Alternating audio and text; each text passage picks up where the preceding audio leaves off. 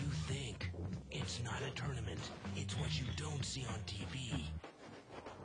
The cash is real. The stakes are high. They bet big. They win big. They lose big. High stakes live action poker. Live at the bike. Watch it live on the web or play it if you dare at the Bicycle Casino right here in Los Angeles.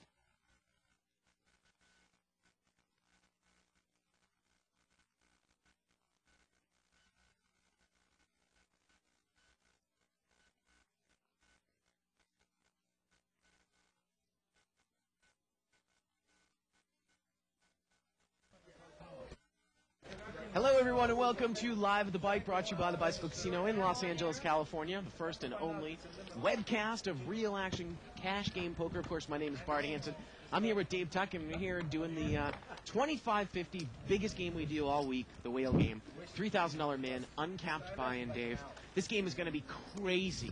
What's my last name? Tuckman. Oh, okay. Tuckman. What did I say? I'm not sure. All right, let's head over to the table. Enough of this rigmarole. And let's get into introducing the players. Yeah, no more rigmarole. Okay. Rigmarole. Seat number one, we got, of course, Mo. Mo's the host of our No Limit game here. Professional poker player. Obviously very good. Seat number two, we've got Alan, and he's a doctor. He's a... orthopedic surgeon. Yes, and kind of player. He's pretty tight, but I got to tell you, he has no problem pushing his bluffs. Yeah. And seat number three, we've got Russ, Hollywood Russ. And this is the new Hollywood Russ. No longer passive, no more tight. He actually bluffs. He calls down people. Really a new-time player. Seat number four, we've got Jay. And that's Jay Katsutani. Yep, KK, we like to call him. And he really is an action player. Yep. Professional poker player in his own right. Very good player. Seat number five, we've got Oliver. Oliver's a pretty good player. Solid ABC. We've seen him on the show several times. Yeah, if he's in the game, if he's in the hand, he's pretty much got something. Seat number six, we've got Nate. Now that is Nate. That is Neon on 2+2. He plays a lot of high-level, no-limit games online. 25.50 on UB and on Full Tilt. Again, his name is Neon on 2+2. If anybody is familiar. Great. Wow. Seat number seven, we've got Dimitri. Yeah. And just so we know, by the way, Dimitri and Dr. Allen in seat number two got all the chips in, pretty much. And Dimitri's got him in really bad shape because he's got him out-kicked. They both have a queen. They both have second pair on the board. But Dimitri's got the jack kicker while Allen's got the 10 kicker. That's Allen. And seat number nine, we've got Jonas. RBK on 2+2, Riverboat King. All right, let's get over there. Like Dave just said, Queen 10 against Queen Jack here. Dimitri has pushed a big bet in here to Dr. Allen. And Dr. Allen is raised. He's raised him here in position on the turn. And Dimitri is going to call, and just by eyeing the pot, Dave, it looks to be somewhere around $5,000. Yeah, it's a huge pot. And here we go to the river. And the river is a 6, and that Queen Jack is going to play. And this one might go check. Now, it's a third heart on the river. And Dimitri might be putting out a little bit of a kind of a blockish bet here. We'll see what he does. Again, let's call it about a $5,000 pot. It is a third heart out there. Yeah. Dimitri might be trying to represent hearts, thinking he has to bet, trying to get somebody off of an ace, but he's going to check it. He checked, and look at this. Dr. Allen has moved in. I think, it's interesting. Maybe Dr. Allen thinks he needs to bet here to win. He must. He's moved in. Let's see how much it is. Wow. $2,000 into a $5,000 pot. I don't know if Dimitri's going to lay this down, Dave. I mean, the pot's now $7,000. Again, 2,000 call. We didn't see the whole action of the hand and how it went out. But. I mean, Dr. Allen's almost got to put him on a stronger king than him, a stronger queen than he has, because there's no way Dimitri lays down an ace here. No chance. Right. This is not the guy I want to bluff. No, definitely not. I would be really even surprised if Dimitri folds here. Again, we didn't see the action. We got into it in the middle. But it looked like, remember, Dimitri bet the turn, and Dr. Allen raised. Dimitri checked the river, and Dr. Allen bet the river. And that's sometimes. And look at this. Is Dimitri going to fold here? Well, what can he beat? Yeah. What a play there by Dr. Allen. As we often talk about, Dave, unless this guy, Dr. Allen, has a set here, or maybe aces up, maybe an ace-queen, a lot of people shut down on the river with a third heart. He's either betting a hand that he doesn't think is going to win, or he's betting a monster, because he probably would check a hand that he thinks he can win at showdown behind Dimitri on the river. Well, he might. The only thing is that Dimitri has a tendency to pay off with kind of weak hands. Might you even bet, say, ace-king there, or ace-jack there, against Dimitri? That was interesting. I know you were talking to Nate right before the show started, and he was talking about how internet poker players are so much better than live players. And I always wonder about that. Well, Jonas is going to straddle here in seat number 9. The ongoing debate of online versus live. Oliver has limped in the cutoff with ace-10 offsuit, kind of a tight little limp there. And Jonas checks it. So we're heads up here, 7-3 against ace-10. Well, 7-3. He's had 2 pair. Jonas has got top and bottom here. And Jonas checked it. He checked it. And Oliver's going to bet. Well, that flop is not necessarily going to hit Oliver right out. Jonas will probably check raise this. $300 bet, and Jonas is going to make it 700, 400 more to go. And you got to love the play. I mean, Jonas is the kind of player that he will make a move with absolutely nothing here, thinking his opponent's missed. Jonas would do this with absolutely nothing, and Jonas is going to do it with 2 pair. I really like the play. And you can see what an overwhelming favorite Jonas is here. Yeah, and he's going to take it. And he takes it down. I'm not trying to rump up here. I was looking at the... I wasn't sure what you were looking at.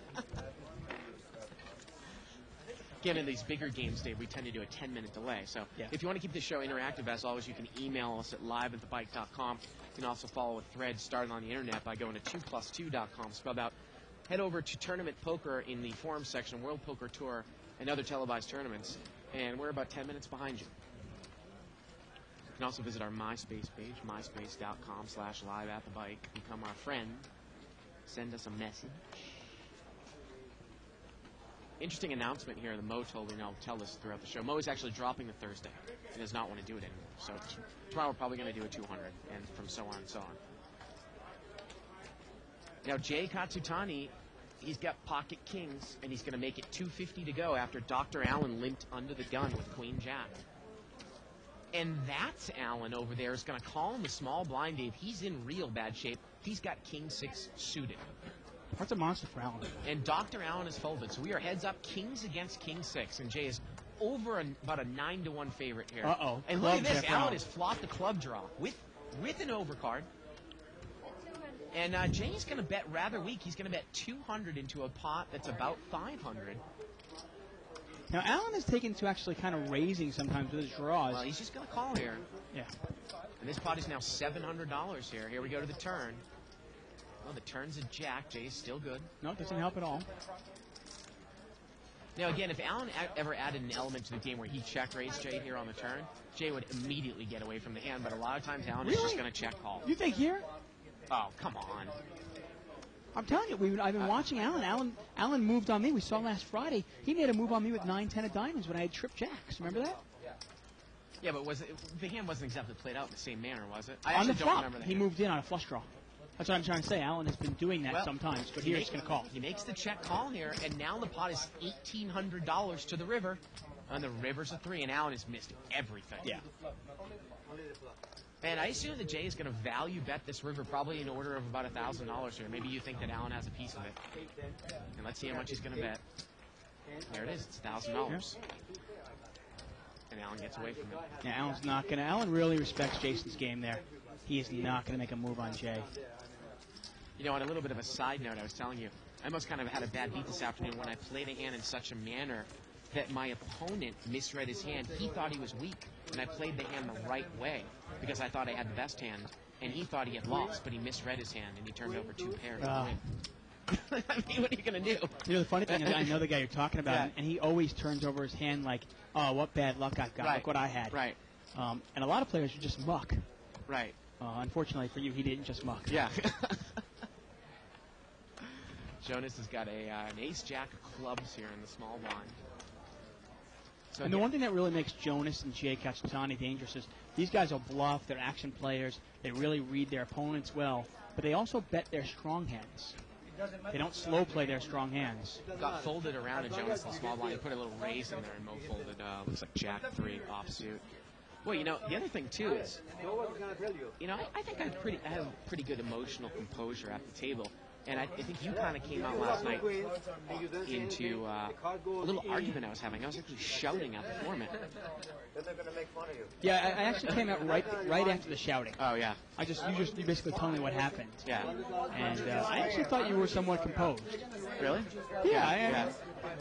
You had said that somebody called a string raise on you. Someone called a string bet on me. A string bet, sorry. I was in position. I had bet every street. It got checked to me on the river, and I bet again, and he called the string bet on me, and it was such a bullshit. Yeah, it was clearly an angle play. I mean, Yeah. you were betting the entire way. Yeah. You know, the pot's like $3,000, and you're throwing in like a $600 bet, and he's like, no, it's only $50. Well, it wasn't quite 6,000, but it was Whatever. like $600. Right. Yeah. Just pocket queens here from Mo. He's got a couple of. And look at this. Nate is going to bring us in for 250 here. And let's see what Mo is going to do. Looks With like ace he's 10, going to huh? re-raise. He's going to make it 600 to go here out of the blind. How much did Nate make it? 250. It's a big raise, huh? Ace king is good right now. Before the flop. No, And I know that ace Nate king- has watched the show in the past. He's Ace familiar king with is a lot of good the players. Right now. Is this really the type of hand, Dave, that you want to make a stand with? Again, we talk about if he had raised there with, say, 6-7 suited and Mo came over the top out of the blind, that's a hand I love to call in position. And what were you saying? He plays 25-50 no limit where? I think it's mainly on UV and maybe on full tilt. That's like the big game, the big no limit game online. Okay. Either 2550 or 5100. And they usually only allow you to buy in for. You only can start with 100 times the big one. There's actually really? no uncapped games online. Really? Yeah. Wow. So you can only buy in for a 25-50 game to $5,000? Wow, that really is very restrictive in a game that big. Yeah. Button moves over here to Mo in seat 1. And I know I was having that conversation with Nate. And he said that the games in Vegas are going to suck because there's going to be a bunch of high-level 2+2ers there who are just living there for the week. And Dave, you're rolling your eyes right now. I'm sorry. It's internet. It's like oh, the internet players are so much better than the live players. Okay, blah blah blah. Demetrius made it 175 here with pocket fives, and Jonas is going to call here with queen jack suited. And we're heads up here for about $400. And this is a collection pot here. That was for. Wow, what a flop for Jonas. Yeah, that really is. Open-ended straight draw with a flush draw. Now this is one of those times where, and he's got overcards. He's actually behind Dimitri. Look at how much of a favorite he is, though, Yeah. with 2 cards to come. Dimitri has the best hand right now, but really just in theory. Dimitri bets 500, and I think Jonas has moved in here. He has moved all in right away. I mean, looks like Dimitri only has maybe 1,500 left. Yeah, and it's a great play by Jonas. Take down the pot right now. Obviously, there's some fold equity. And you know what, though? He doesn't care if Dimitri calls him. Dimitri calls him, Oh, my God. no Pocket problem at all. fives, are you kidding me? Yeah. I mean, the pot right now is... I mean, as long as Dimitri doesn't have, like, ace, king of spades, you're Yeah. fine. The pot is about 2,700, 1,200 for Dimitri to call, and I believe that would put Dimitri all in. I think Jonas has said all in, so whatever Dimitri has left. And obviously, Dimitri isn't going to go anywhere with an overpair.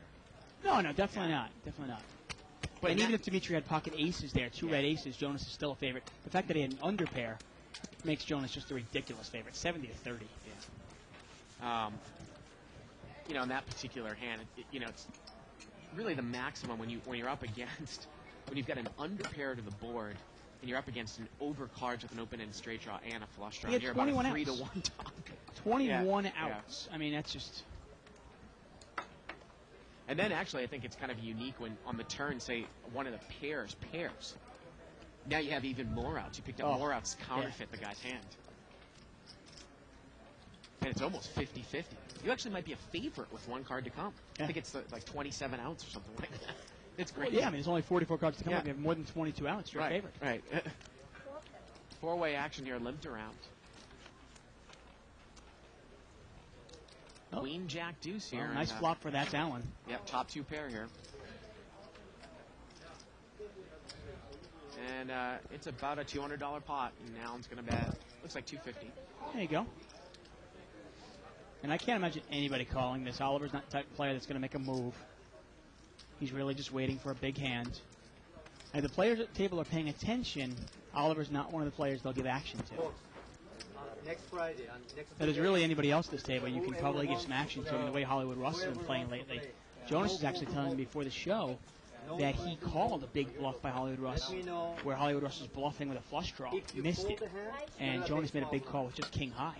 he fold the hand, you're gonna play small blind. The new Russ we talk about. Now, it's interesting. Jonas is actually going to be in the booth. I'm not going to be here on Friday. You're going to have a smorgasbord of different color announcers come in here. He's going to do it from 9 to 10. Exactly. I'm going to Friday. get, Jonas is going to come in for an hour. Hollywood Russ is going to come in 15 minutes. Alan's going to come in for maybe a minute or two. About as much as I can stand. Like if he raised, right now he raised. Everybody has gonna put no. It's a straddled pot here by Nate. And Mo's picked up ace-king offsuit here with a couple limpers. He's going to make it 300 to go. 3 white chips. 25. Not a very big raise with a straddle pot and a couple people limping in, is it? No, it really isn't. I mean, the pot was already $375. He only made it 300 to go. Oftentimes, with something like that, you might make it 450 or 500 even. Nate had a 7 deuce offsuit. He folds. And here we go with Dimitri. And you wonder, I mean, is Jonas really going to enter this pot to Mo's raise here? He's got that trap hand. And so does Dimitri. They both got terrible Wow, hands. and Jonas is going to call. Wow. Both of them are dominated. And this pot is over $1,000. Yeah, 1,050 already. Yep. Here we go to the flop. Well, 9-7 deuce here, and everybody's missed. And it gets checked around. Mo does not continuation bet. The turn's a 5. See if somebody's going to lead forward here. Well, Dimitri's picked up a draw here. He needs a 6 for the straight. And now it gets checked to Jonas, and Jonas is going to take the pot. He's going to bet 500 here. And Mo is quickly out of there, and so is Dimitri. Just when we said, wow, a little bit surprised that Jonas has called Mo's raise out of position with King-Jack. He takes it down there with nothing. The river would have been a 7 of diamonds. Wouldn't have changed anything. Ace-king was the best hand. But the way that Mo played the hand after he raises at 300, gets 2 callers. Obviously, Jonas picked up on his weakness. Yep. When he didn't bet, he said, okay, you don't want it, I'll take it. Yep. It's unusual, too. I mean, Mo usually is pretty good about following through and betting that flop if they both check to him. Again, from what I gathered from Nate, his 2+2 name is Neon. I don't know if it's spelled in that manner, but he is a high-level, one of those high-level no-limit pros online On the pros internet. that multi-table, high-level no-limit. And he also plays live, I assume. I know he plays at that other casino occasionally in L.A. with Jonas. He'll also play here once in a while, so we've never seen him on the show, though. No, we haven't. But I'm sure he's watched the show before. And obviously, we can't forget about Jay Katsutani here in the game. Not a, And he's going to make it 350 to go here with Queen 7 here on the button.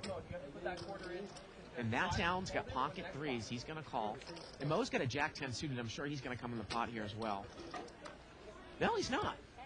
Well, no, he's out of position. Now, if he was in position with Jack 10, it's one thing, but he's out of position. Doesn't really know. I mean, Jay's one of those players where he'll raise with kings and aces also. Wow, and Mo would have picked up clubs with overcards. Now, Allen's got the best hand here with 3s. He's got a gut shot to the 4, 6-5 deuce. I don't know if Allen's going to go anywhere here, Dave. Jay's going to continuation bet. Looks like 550.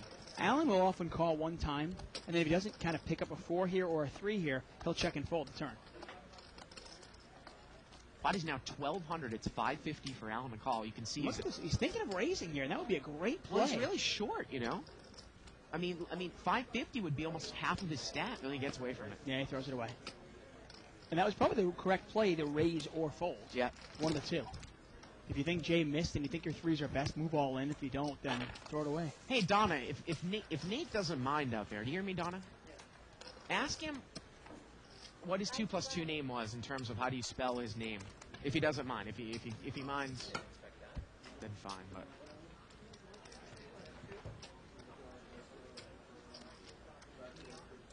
right, I know it's Neon, but how is it spelled? Neon?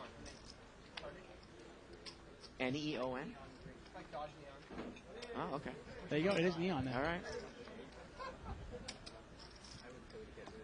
Maybe he doesn't post very often. Maybe it was from a while back. Yeah. Jonas is going to straddle this up, make it $100 to go. Don, you can tell Jonas that I know how to spell the word neon. Yeah. Yeah.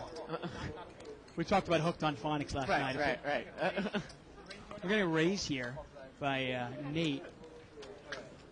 And they're going to play it heads up with him and Jonas. But yeah, he made it 200 to go out of the small blind. Jonas is limped, and he's called here with ace-9 of hearts. And here we go to the flop. Well, King Deuce 8. Let's see. It's missed both players. yeah.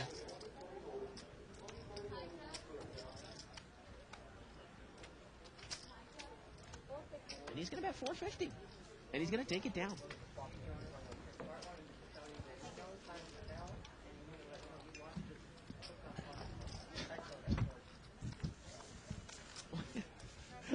Well, all right.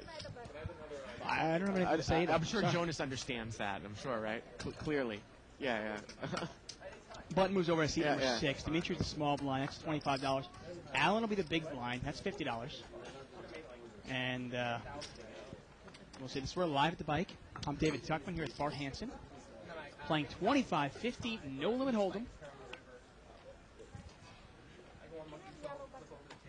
Big whale night, and this should be a great night. I mean, between Jason Cacciatani, Jonas, Dimitri, a new player in seat number 6 named Mate. It really should be a lot of fun. Open limp here by Dr. Allen with pocket 6s in seat 2. And Russ is going to raise it up here. Russ is raising it up to 250 with pocket 3s. And this is the new Russ. And Nate is called here with a suited ace wheel card on the button. And look at this. Dimitri is going to move all in here with ace queen. Well, Yep. he's on the semi-short stack. And this is probably going to work here because I don't think anybody can call. I don't mind the play at all. I got to tell you, 250. There's about $650 in dead money in the pot. He's only got about, what, 1,500? Yeah. It's not necessarily, I mean, it's usually a play you might see with ace king, but I actually like that play as opposed to calling 250 with ace queen out of Definitely. position. Remember, you're making the move there. Yeah. And unless the guy has ace king, kings, or aces or queens, okay, at worst you're 50-50, but obviously there's a huge amount of fold equity. You get guys to lay down pocket 6s, pocket 3s, and a lot of other hands, obviously. Nice play by Dimitri. You don't know what the other one was. It doesn't matter. Button's going to move over here to meet Dimitri in seat 7. 4 5 suited.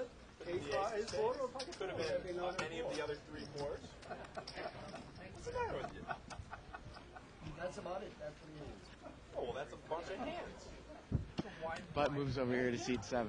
Email here, first email of the night here from Omaha Larry from San Diego. Says, overbetting nuts on the flop. I love to way overbet flopping the nuts. So sometimes I get paid off, sometimes I don't. Is this a good strategy? Well, I assume, Omaha Larry, you must be new to the show if you're asking that question. Yeah, I mean, it's not a bad play sometimes. Obviously, Yeah. if you overbet the nut, when you have the nuts, if you overbet it, nobody ever puts you on that specific hand. No, I like to overbet it so I can build a pot up, obviously. Yeah, I mean, sometimes when you flop a hand, Dimitri here is raised with pocket 5s. He's going to take it down. You know, sometimes if you flop a hand like, say, top full house, and there's more than, say, 3 players in there, say I raised with queens and the flop came queen 7-7. I really like to put money in. A lot of people might say, you know, that is one unique time where you slow play. But I really like to put money in there, especially with aces. How about ace 7-7? Because if you check, no one's really going to make a second best hand in terms of an overcard catching a That's the whole top point, pair. right. But you build a pawn up with people who have a 7 so that you can win a gigantic pot. Definitely. And if they don't have a 7, then you know what? You're not going to get any action anyways. And they assume if you had aces full, Right. you would check it. So they go, okay, he's probably got just an ace, ace Right. king. I'm going to make a lot of money. And then they're actually thinking, ooh, I'll slow play my 7. Right. Little do they know they're drawing dead almost. Right. Limped around here to Dimitri, and Dimitri's going to raise it up here to 400. He's got ace, queen, and diamonds. And this is the third hand in a row Dimitri has raised. And it'll be the third hand in a row Dimitri wins, I imagine. Now, I don't think that Oliver or Dimitri is deep enough for Oliver to make this call out of position No, with and he's 9-10 not. of clubs. And he It's does not really the play that Oliver usually does. I mean, hey, if 4 people have called already, he might call also. But You know what I mean by that is, you know, somebody might make a case where if you had jacks full or queens full, you might actually check it once because if nobody has trips and you play it, say, the way I say, you just bet nobody has trips, they're going to fold. But if you let one overcard come, you might make a little bit of money. Okay, maybe. I don't necessarily, I still like to bet that, but definitely with, say, kings full or aces full. it really depends on the play, on the, obviously the table you're playing at. If you're playing with a lot of aggressive players that will bluff with absolutely nothing, sometimes you want to give them the opportunity to hang themselves. You know, give them Right. enough rope to hang Right. themselves.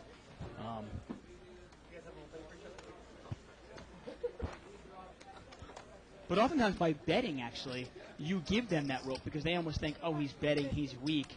I'm going to try to take it away from him. Now look at this, Dimitri has raised again here. He made it 150 to go with pocket 6s.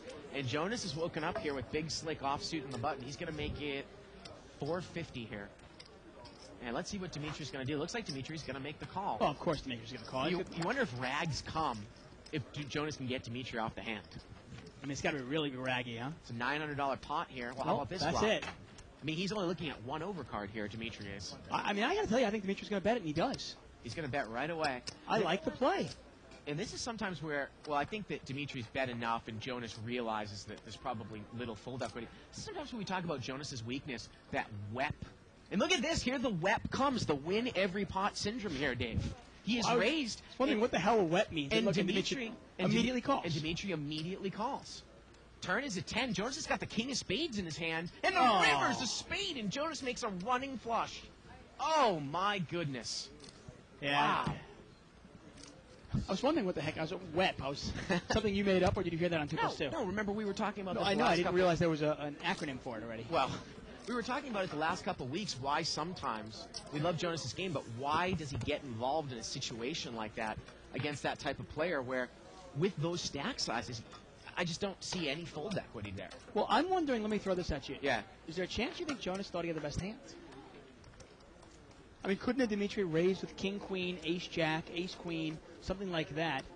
And Jonas said, you know what? Well, that's one way I to look think at it. I've got you beat. And you know what? He's going to call anyways with something like ace, queen, or ace, jack, probably. Of course he is. And Yeah. Dimitri might fire into it with nothing also. But I thought he was calling me with like queen jack of spades. Here you go. Yeah, yeah. Ace, jack of spades. Yeah. I think Jonas really thought he had the best hand. I don't think he thought I can get him up the hand. I think he said, you know what? I'm not going to get away from ace king here. Let's put it all in and see what happens. Now, obviously, in that one case, Dimitri had him beat, but he knows Dimitri's not going to bet into him with a set. Right? There's no way. It's actually a good play by Dimitri. He got all the money in with the best of it and got unlucky. Email here from Mark Stalcup. He says, correction, 25-50 no limit game on Philatel. Max buy-in is 10,000. Okay, so that's 20 times. 200 times. Or right. 200 times, not, Right. not 20 times. Big difference in obviously 100 times. But yeah, thank you very much, Mark. Well, I mean, yeah, it is. It is. But it is still something. You cannot sit in an online You can't buy game in for 65 grand. Okay. You cannot. No, excuse me. And then he sends an email. He says, correction, I'm an idiot. It is 5,000 max. There you go. There you go. Okay. Is the next one him too? So correction again. Yeah. 2 seconds later, he's just doing it right away. And this is an interesting email here from James Gepler. I'll get to in a second. Jonas is going to bring this one in for a raise. He's going to make it 200 to go. He's got 7-4 of hearts here. Yep. And Mo is going to call here with king, queen offsuit. Now, that's not a call that Mo's going to make against a tight player, but against Jonas, and he's in position. You know, I think he thinks he can manipulate it in such a Yeah. way. He also thinks he probably has the best hand right now. Yeah. And he's right. Well, ace 8-4, and Jonas has outflopped him. Yeah. And Jonas is going to check here. And Russ obviously not in there with the 9-3. And Mo is going to bet. He's going to bet 400. Now, as Jonas has induced this bluff here, again, the flop is ace 8-4. Is he going to get involved? Yeah, I don't. Nope, he does No, not. he's not going to. Okay. I think he was looking to buy himself the button, and once he didn't get the button, Yeah. I think he was really looking to hopefully have like Russ or Jay call in the blinds. Well, again, get you a know- heads up with those guys. And you know, when Mo plays in this bigger game, he tends to play a lot tighter. You've got Dr. Allen over there. I mean, Jonas might try to pick up the button when he's one off, cut off several times. Yeah. Once Mo calls, obviously. Interesting email from James Gelfer says, you guys always preach fast playing your big hands, but let's say you're playing with someone in this game that is familiar with the way you play and that you like to fast play your hands. Would you ever switch it up and kind of slow play a hand against a player, somebody like Jonas or Mo, or even against each other? And of course, yeah. Yeah, why I mean, there's no way, obviously, if Bart and I always played it the same way, well, the players we play with on a day-in, day-out basis Right. would probably pick up on it really quick. Three-way action here. Was limped around. 6-3 deuce. Looks like Nate might have the best hand here with 3-5. I think he does. And it gets checked to him. He's in position. He's going to bet. Now, I think that Nate might have straddled to open that pot up, Dave. I think he did. Because I would have been a little bit surprised to see him limp in there with 3-5 offsuit under the gun. Takes it down. Yeah, he did straddle. But of course, I mean, anytime you're playing with players that are familiar with the way you play, you've got to switch it up. It's one of the reasons why oftentimes when we say, oh, I would always do it this way, well, it's never an always. There's always a maybe 90%, 80% of the time I would play it this way. Button moves over here to Jay Katsutani. Which, again, you know, you're wondering Dimitri's going to come back maybe with like 10 or 15,000. Going to add some flair to this game. I mean, if we could get like a Corporation Mike in this game too, man. Yes. And how about the guy from what was his name over there? The guy from Texas. Barbecue John? No, not Barbecue John, the really laggy guy. Oh, Orlando. Oh, yeah. Oh, God. From Barbecue John. You want him in this game? Yeah, no, Orlando. Barbecue John's from Louisiana. Jonas makes a little mini raise here to $100. Yeah, queen, 9 of diamonds. And, Kind of one of those like stop raises, kind of like let me see a flop raise. Well, Dr. Allen is going to call with queen 10. Yeah, 4 5. Oliver's going to call with king jack. I thought I was calling the strategy. And you can look at Nate. He's going, even for $50, I can't call. Yeah. And Jonas is saying that he thought he called a straddle. I didn't think I was raising. I thought I was calling the strategy. There you He go. thought he was calling with straddle. Oh, ace 3-3 here. Jonas is going to check. He's out of position, obviously. Gets checked over to Dr. Allen here. And it looks like Dr. Allen's going to take a little shot at it, Dave. He does. Betting Yeah, 200. you can't always judge a book by its cover. You'd look at Dr. Allen, you wouldn't think he's an aggressive But player. look at Jonas. I think he's got a read on him. I mean, obviously, Jonas has so much experience playing live big no limit. He's going to check raise. Raise. Make it 750 total. He's going to make it 750 to go. And Takes it down. Yeah. Roll that one, man. There you go. 5-4. And he was right. I was wondering, because I've rarely seen Jonas make that little stop raise. We see Yeah. Mo do it once in a while. And you heard Jonas obviously say that he thought he was just calling a straddled pot. And this is going to be a straddled pot. Jonas is going to make it 100 to go. Nice change of events for Jonas. He comes out right out of the gate winning today. Live straddle. And Jonas, like you said, he's going to straddle. Button moves over here to seat 5. That's Oliver. Allen is in the big blind. Jay Katsutani's got a 9-5 offsuit. He's really thinking about it. He wants to enter. Well, he folds. Russ is going to make a... he just calls here in late position with 9s. And somebody's raised here. It's 600 total. the small blind. And I think it's Nate with 8s. He's got 8s, and seat 5's got 6s, and Russ has 9s. Yeah, and Russ has got the best hand. It's really interesting. Russ is almost playing a little backwards now, where he's raising with pocket 3s, and he's actually limping in with 9s and just calling. And he throws that big brown chip in, which is a rare chip that we see. It's a $500 chip, and we have got quickly a $1,400 pot here going to the flop, and Russ has got the best hand here. Here we go to the flop. Well, king 5 deuce, 1 over to both pair, and let's see if Nate follows through here. Pre-flop aggression. He is out of position. There's only one overcard, but it is kind of a scary card. It is a king. Betting 1,000. He's going to bet 1,000 into, again, about a $1,600 pot, and it's a collection pot as well. And is Russ going to say, see what happens here, call one time? Well, if he calls one time, it's going to be really, really hard for Nate to continue firing. And he's going to raise it up right now. We talk about the new Russ. Wow, and this is a play you never would have seen out of Russ just 4 or 5 months ago. He credits watching the show, watching himself, listening to us, and kind of developing his game. And you see this play here, and I don't think Nate can call this. I mean, Nate's got 8s. Well, Nate is still in the hand. Russ is raised. He's made it, 1,500 more to go. I mean, the board is dry. There's no draw whatsoever. Yep. And if you're Nate, you just got to get rid of it here and just say, okay, the guy's probably got king queen or something, king jack. He made a bad call with king jack probably, and he's got there. What am I going to do? Going for us, there's fold equity, maybe, get 10s or jacks or queens out of that hand too as well. Hey, playing it that not a way. bad play at all. I mean, oftentimes you can say, well, can you get a king out? No, you probably can't get ace king out. You probably can't get aces out or kings out. But you're right. Yes, you can get queens, jacks, 10s out. Button's going to move over here to Nate in seat 6. Nice play by Russ there. Big blind is Jonas.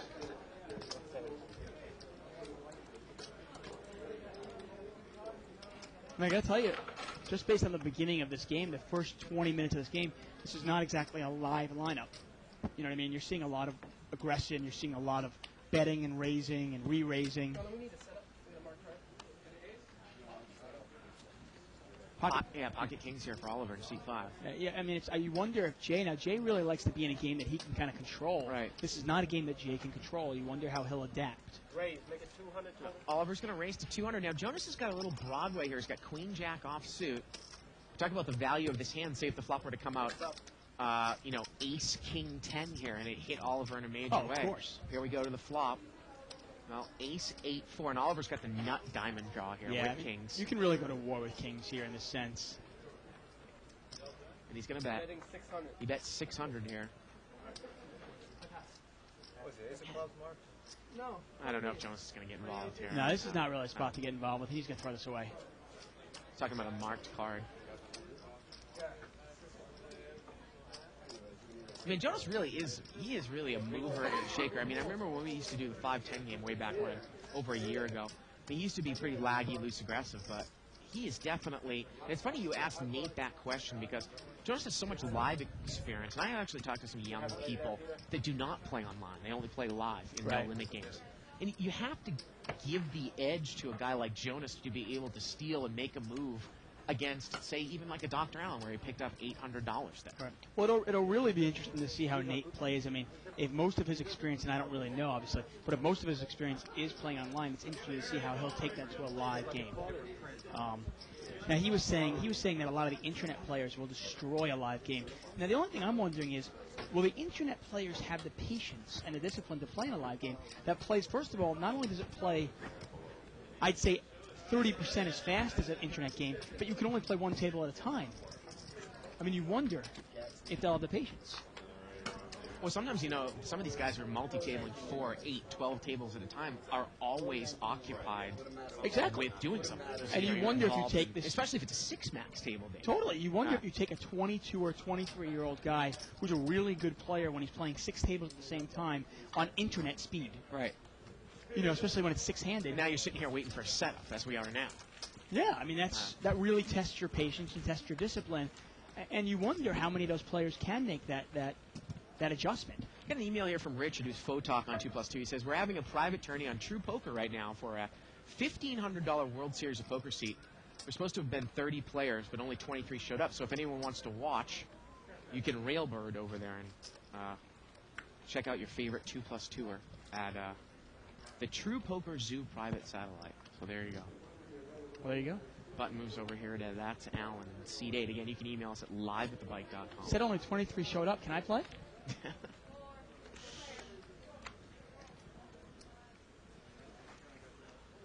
going to go on my little mini vacation. I can't really wait to get out of this city, even if it's for 3 days, Dave. I've kind of had a real roller coaster of a week the last 2 weeks in poker. I'm about even, but it's taken an emotional toll. Right, yeah. Sometimes you know? Oh, there's a set, I believe. No, it's not a set. I'm sorry. It was limped around here with pocket 6s for Dr. Allen. Now, Jonas is going to lead out here with top pairs. Get Jack 4. He's going to bet 150. And Dr. Allen is just going to call here. And this pot is quickly over $500. Jonas with the Jack 4 of diamonds. Or Jack 4 offsuit. The turn is a queen.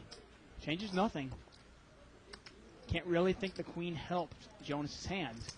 And Jonas is going to bet 300. You might think the guy's on spades. Maybe he has a lone 5. Yeah.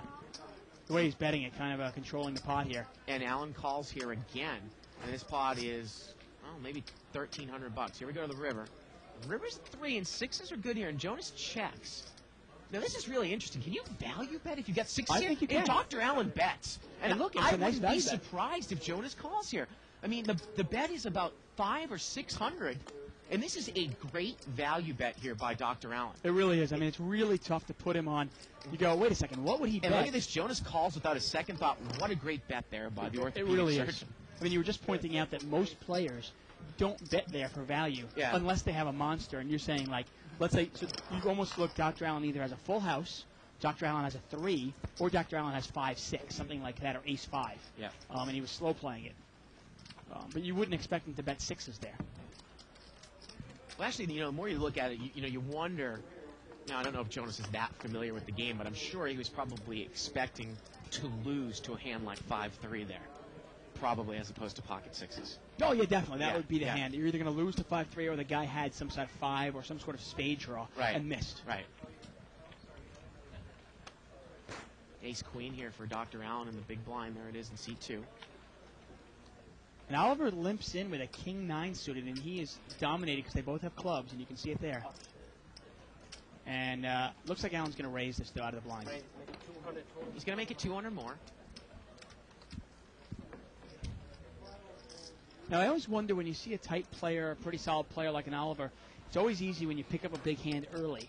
But if you don't get a hand for about a half hour, does your patience starts to wane, and now you start calling raises with hands as weak as king-9?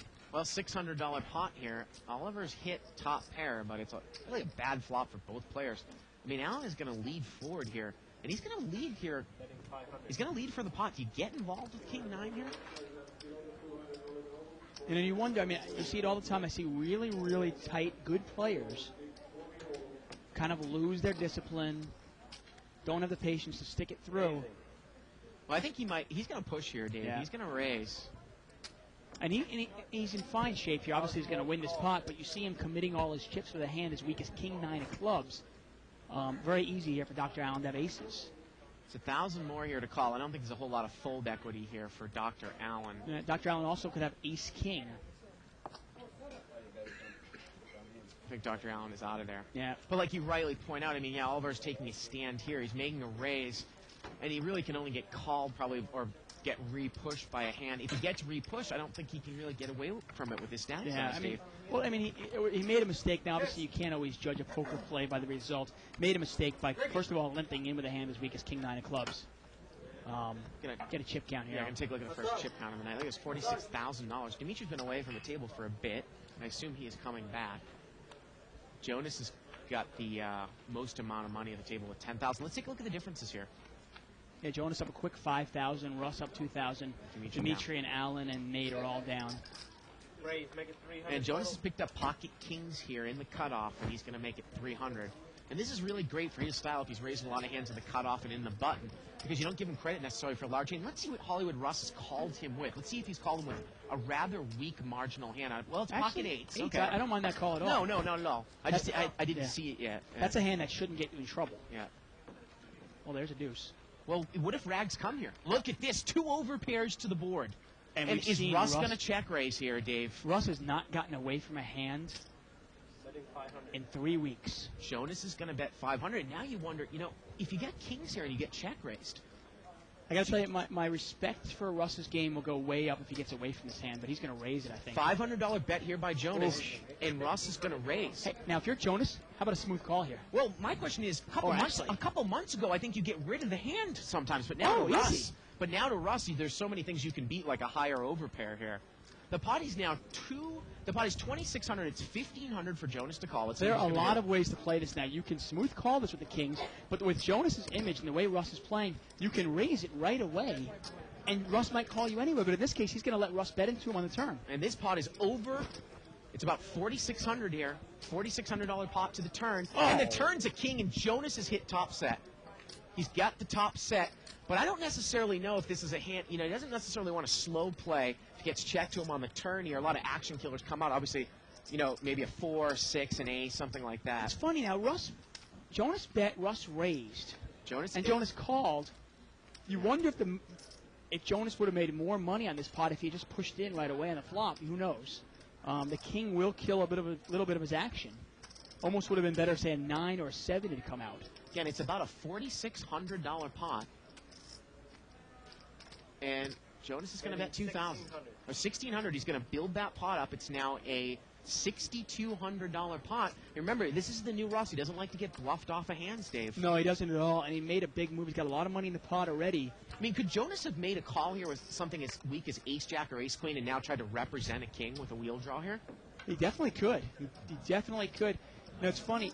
Generally speaking, if Jonas bets, you raise, and then Jonas moves all in, I'm going to throw away 8s. But Russ, the new Russ, probably doesn't throw away 8s. Remember, and it is Jonas, like we said, kind of a mover and a shaker, and he's going to play a lot with you in position. This pot is now 6,200. It's 1,600 for Russ to call. And Jonas has really thrown out kind of like a call me bet. Build the pot up. It's not a huge bet. Under half the size of the pot on the turn here. All in. And Russ is check raised all in, Dave. He's moved all in, and Jonas immediately calls, and Russ is drawing stone cold dead on the turn. Are you kidding me? Yeah, and wow. The river is a 9, and we'll see how much more it is here that Jonas had. Wow. Yeah, I had pocket 8. And I want to say Russ probably had Wow. about 6-7 grand before the hand started. Jonas so we're has had talking about another. Well, Jonas had him covered. Oh, okay. So it's all what Russ had. So And we're seeing there 2,500, 3,000, 4,000, plus whatever he's counting there, 4,400. I mean, I'm telling you now, Russ had, not even what's in the pot, Russ had about $8,000. We're talking a $16,000 pot. $16,000 pot with the call there by Jonas. Wow. $16,000 pot, $8,000 win there, and Russ has felt it. Now, we were talking about how, there were some action killers out there, and you said, you wonder, if he had just pushed on the flop, if he would have got the call anyways. He definitely would have. And you got to say, I mean, there's no way Russ ever makes that call a couple of months ago. You know, it's kind of funny. You compare Russ's game a little bit to kind of what Amir, the transformation he was going through. He kind of doesn't like to get bluffed out a lot, but if you're against a good player who can bluff and bet monsters, boy, you're going to get in some tough spots there. It's kind of a, it's a kind of a catch-22 in the sense that, okay, if you play it too passive and too tight and weak, the players are going to adjust to that and they're going to bluff you off your hands. Well, then if you make the adjustment, you say, okay, well, I'm going to start calling these guys down. Yeah. Well, if you always call them down, well, then you're going to become like almost like an Amir, or in this case, Russ, who's getting, obviously Russ just lost an $8,000 pot. There's a fine line, obviously. It's a reason why it's difficult to be a great poker player. It's not just as simple as, okay, I'm going to call everybody down, or I'm going to wait till the nuts. Yeah. And obviously in that case, it was a bad read by Russ, but is Jonas capable of bluffing there? Of course he is. Could Jonas have had ace-jack there? Yeah, he could have, but he didn't. Three-way action here. Queen, queen, 9. And you imagine Nate's going to put some money in this pot here. He's got 2 pair, and he does. He bets 250 here. And is Dr. Allen going to make a move here? He's going to smooth call. I assume he's setting up a move. Well, he's got to draw. Right? Well, not really. Here we go to the turn. The turn's a 5. Well, now he's got no draw still. Dr. Allen, Nate checks, and let's see if Dr. Allen puts some money in here. Yeah, I mean, obviously Dr. Allen is trying to play this like he has a queen, and he probably has played it like he has a queen in the sense of, I'll smooth call with my queen. And he bets 400. Obviously, it's easy for us and you at home because we see what Dr. Allen has. But if you're in Nate's spot here, what the heck can you beat with 8-9? Well, you wonder if Nate was paying attention to the fact, and he makes the call, the fact that Dr. Allen bet the 6s there, which was kind of an advanced play a few hands ago. This spot is quickly almost $2,000, and the river's a 5. And Nate checks. And if Dr. Allen bets about 1,000 here, I don't know if Nate can call. Well, Nate's really trying to get a read on him. You can see Dr. Allen there. And he is going to bet. He's going to bet real weak. He's going to bet 600. And is that going to get it done? Because it's like, look at that. It's an ask me to call me bet, and Nate folds. Wow. Yeah. Look at Dr. Allen go. It's funny. Sometimes that little ask me bet actually does work because you go, wait a second. The pot is 1,800. He just bet 600. I'm getting 4-1 on it. Yeah. There's no way he can be bluffing. Right. He's betting so little. Right. I mean, Dr. Allen actually really played it like he had a queen, didn't he? Can I go so far as to say maybe Dr. Allen set up his image by playing on Live at the Bike for the last 2-3 months, and now all of a sudden he's kind of stepping up to what his game has been, or what his game is capable of? He's going to step up into the big game here, and he's going to, push some chips around. He's made a couple of great plays there. I mean, he made that play knowing pretty much he goes, you know what, Nate is betting out. He's probably betting out on a 9. Yeah. I'm gonna smooth call him, represent the queen. He didn't care about what he had in his hand. He didn't play his hand. He played the player and he played the board. Limped around here. Oliver's got top 2. Yeah. And he checked it. Nate checks right behind him between the 2 blinds here, Dave. Well, the turn is a 5. I gotta tell you, I can't blame Nate for folding the 9 there. I'd probably get rid of it too, thinking the guy's asking me to call. Yep. Oliver bets there, and he's going to take it down. Nice play there by seat number 2, Dr. Allen. And I got to say, I love Allen in seat number 8, but you look at this table and you wonder if Allen is just a little bit outmatched. Yeah. I mean, you've got some real good poker players at this table. Yeah, you gotta go all in with ace king. From now on, I'm gonna come. We're getting word that Russ is rebuying for 5 and Dimitri is rebuying for 5,000. There you go. So we quickly have over $60,000 on this table now. A couple of rebuys. Russ used to be a classic 300 to 500 player, Dave. He was telling me he was playing 20-40 at the other casino yesterday. Yeah, well, you see, he plays this game regularly now. Yeah. He's run real well the last month. So get a nice post here on 2+2 from Barry Woods. Where is he, man? He says, hey, guys, sorry I'm missing the action. Where is Barry Woods? And I see a post here from Baron Banger talking about internet players, and it's a different game. And, yeah, I 100% agree. That's the whole thing. I don't really like to compare the two of them because I really think it's apples and oranges. Yeah. I think it's really a matter of they are completely different games, internet poker and live poker. And I think it's probably difficult to adjust to either one if you primarily play the other. Three-way action here. Limped around. King, Queen, 10. And it looks like Jay Katsutani in seat 4. He limped in with Queen 4 offsuit, Dave. 2 queens, different color is 100. If they're the same color, it's 200. Same color, both of them red, both of them black. And 3 queens is And I'm trying to figure out where the action is here. Well, Betting 150. Jay's going to bet here with middle pair. He's going to bet 150, and he's going to take it down. I actually want to throw that question out at our internet players. 2 red queens. The players that play 6, 7, 8, 10 tables at a time, 6-handed. You know what I mean? So you're pretty much always doing something. I believe he's wrong. But Honestly, do you have the patience? Yeah, I'm wondering. Yeah, basically, can you honestly think? Do you honestly think that if you stepped into a live game where you only got maybe 25 hands an hour, would that drive you crazy? Do you think you could actually have the patience and discipline that you have online to succeed in a live game? And feel free to post on 2+2. Feel free to email us at live@thebike.com. It's folded around here to Nate. 200 total. And Nate is going to make it 200 to go here with King 3 offsuit. And Dimitri's going to come in here with Ace 9. And he's got position on Dimitri. Doesn't always matter with Dimitri, though. Oh, deuce 4 10s miss both players. Yeah. And it goes check, check here. Nate does not bet, and he picks up the king here. And obviously you can see the overwhelming favorite he is now that he picked up the king, got a lucky turn there. And he's going to bet, and Dimitri's going to throw it away. You wonder if Nate probably would have bet that turn no matter what came out, though. Thank you. Wow.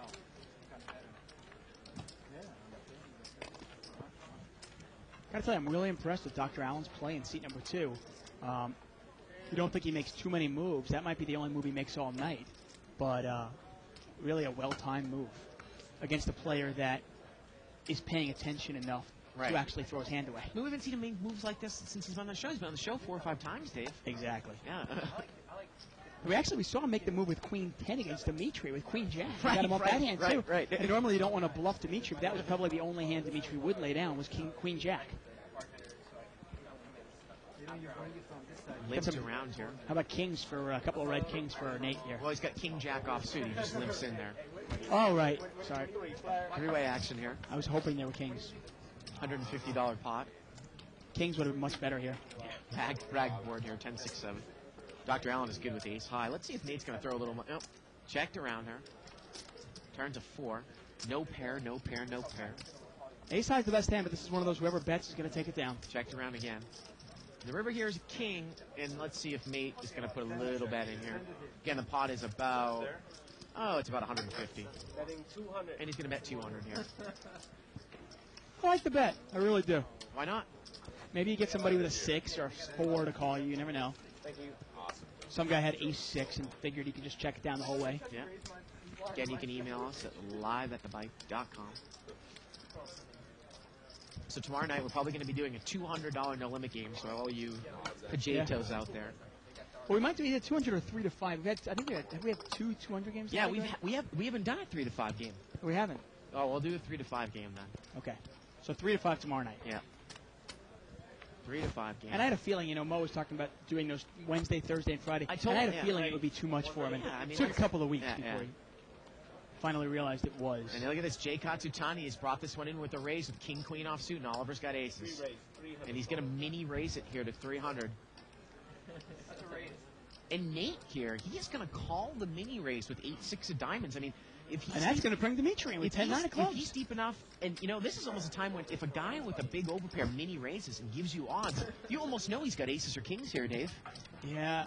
And here we go, and Jay's going to come in as well. And we've got 4-way action here, and the pot is $1,200. Would you put Oliver on aces here, the mini raise, or would you put him more like on 10s? Well, deuce 7-5 here. Now Nate is open-ended. He is open-ended here with 8-6. He's got backdoor diamonds. Betting 300. And Oliver's going to bet 300 into a $1,200 pot. I got to tell you, I just call. You don't necessarily want to get. I got to tell you, I just call this, and I hope that he's flopped the monster. Raise. Well, 800 total. Nate is going to raise.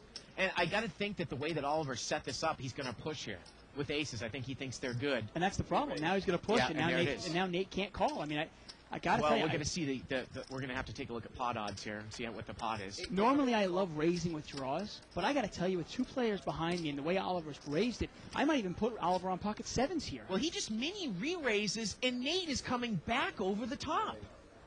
He is coming back over the top. A mini re-raise by Oliver. Nate comes back over the top, and all the money is going in. I believe. I don't think that Oliver's going to get away from it. You know, the funny thing is, Nate could have put in $300 and gotten 4-1 on his money, actually 5-1 on his money, And this is just going to be called. over a $5,000 pot. The turn is an 8. That gives Nate more outs. He needs a 4, 3, or 4, 9, or an 8. And the river is a 3. No, excuse me, not a 3. That's no good. And Oliver's going to take it down there with 4, 6, and 8, or 9. 4, 6, 8, or 9. Yeah. And Ace has got it. And I got to tell you, I mean, most of these players, obviously, last night we were a little hard on some players, and we try not to be too hard on players that are recreational, which is what obviously last night was all about. Now, this game, most of these players are professional poker players, with the exception of a couple of them. And I got to tell you, the way Nate played this hand, I'm not a big fan of it.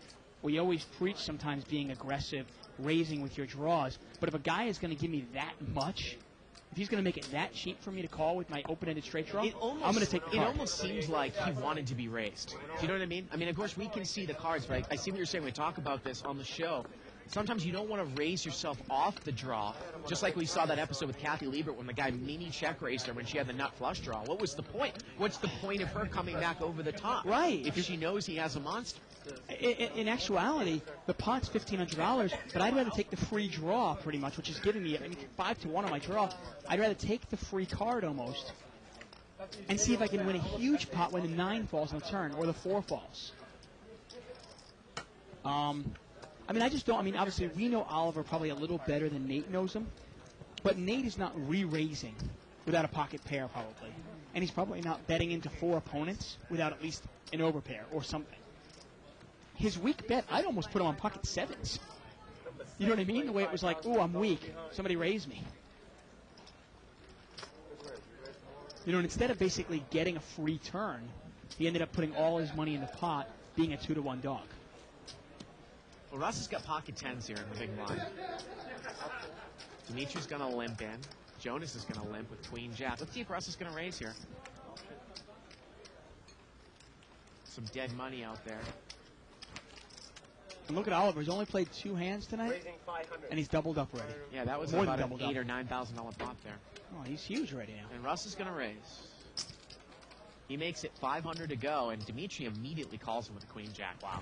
Look at everything that's dead out there. I mean, the Queen Jack for Jonas, the Jack 9 for Mo. Russ has got his straight blockers with the 10s in his hand. Very difficult for Dimitri to make a big hand here, and Russ got top set. Yeah, now Dimitri does have outs. Dimitri can catch a 9 to get the nuts. And Russ is going to come out and bet. What a flop that would have been for Mo. He had Jack 9 of spades, Dave. It's a $1,000 bet here by Russ. The pot is now $2,000, $1,000. You like this bet? Yeah, I do. And look at this. Dimitri makes the call. And this pot is now $3,000. Dimitri needs a 9 here. We know one of them is dead. Well, turns an ace. He's double gutted now. He catch a 9 or a king. Oftentimes, Queen Jack on that board, Ace 10 8 rainbow. It's such a well hidden hand. Yeah. If that was the flop, obviously it'd be a lot better. But with only 1 card to come, Dimitri's a 4-1 dog. The pot is what, $3,000? It's a $3,000 pot right now. All in. And he's going to move in. He moves all in. Dimitri Phelps. Isaac, can we get a shot of Mo's chip stack over there in seat 9? River would have been a 9 of clubs, and Dimitri would have gotten there. Wow. Wow, that was unbelievable. Let's take a look at now. What does Mo have there, Dave? It looks like about I want to say 4,000. 4,000. Okay, well, you know, it was limped around there. I just want to throw this question out to you. It was limped around. Then Russ makes it 500 to go. Mo had the button. Dimitri called. There's now about 1,300 in dead money. You've got 4,000 behind Russ having you covered. Do you make the $500 call there with Jack 9 of spades? I'm just saying that Mo would have flopped a monster. It is questionable. Mo plays a little conservative. Yeah. I might have made that call. You might have. I mean, he's putting in, you know, what is he putting in there? About 14% of his stack. Yeah. With a 1-gap suited connector.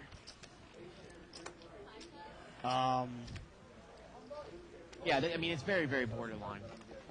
I mean, against the new Russ that doesn't get away from big Well, and overpairs. Dimitri in there as well. You might, yeah. I mean, because those 2 specific players are in there, you might call. But yeah, I don't mind the laydown though. Either way.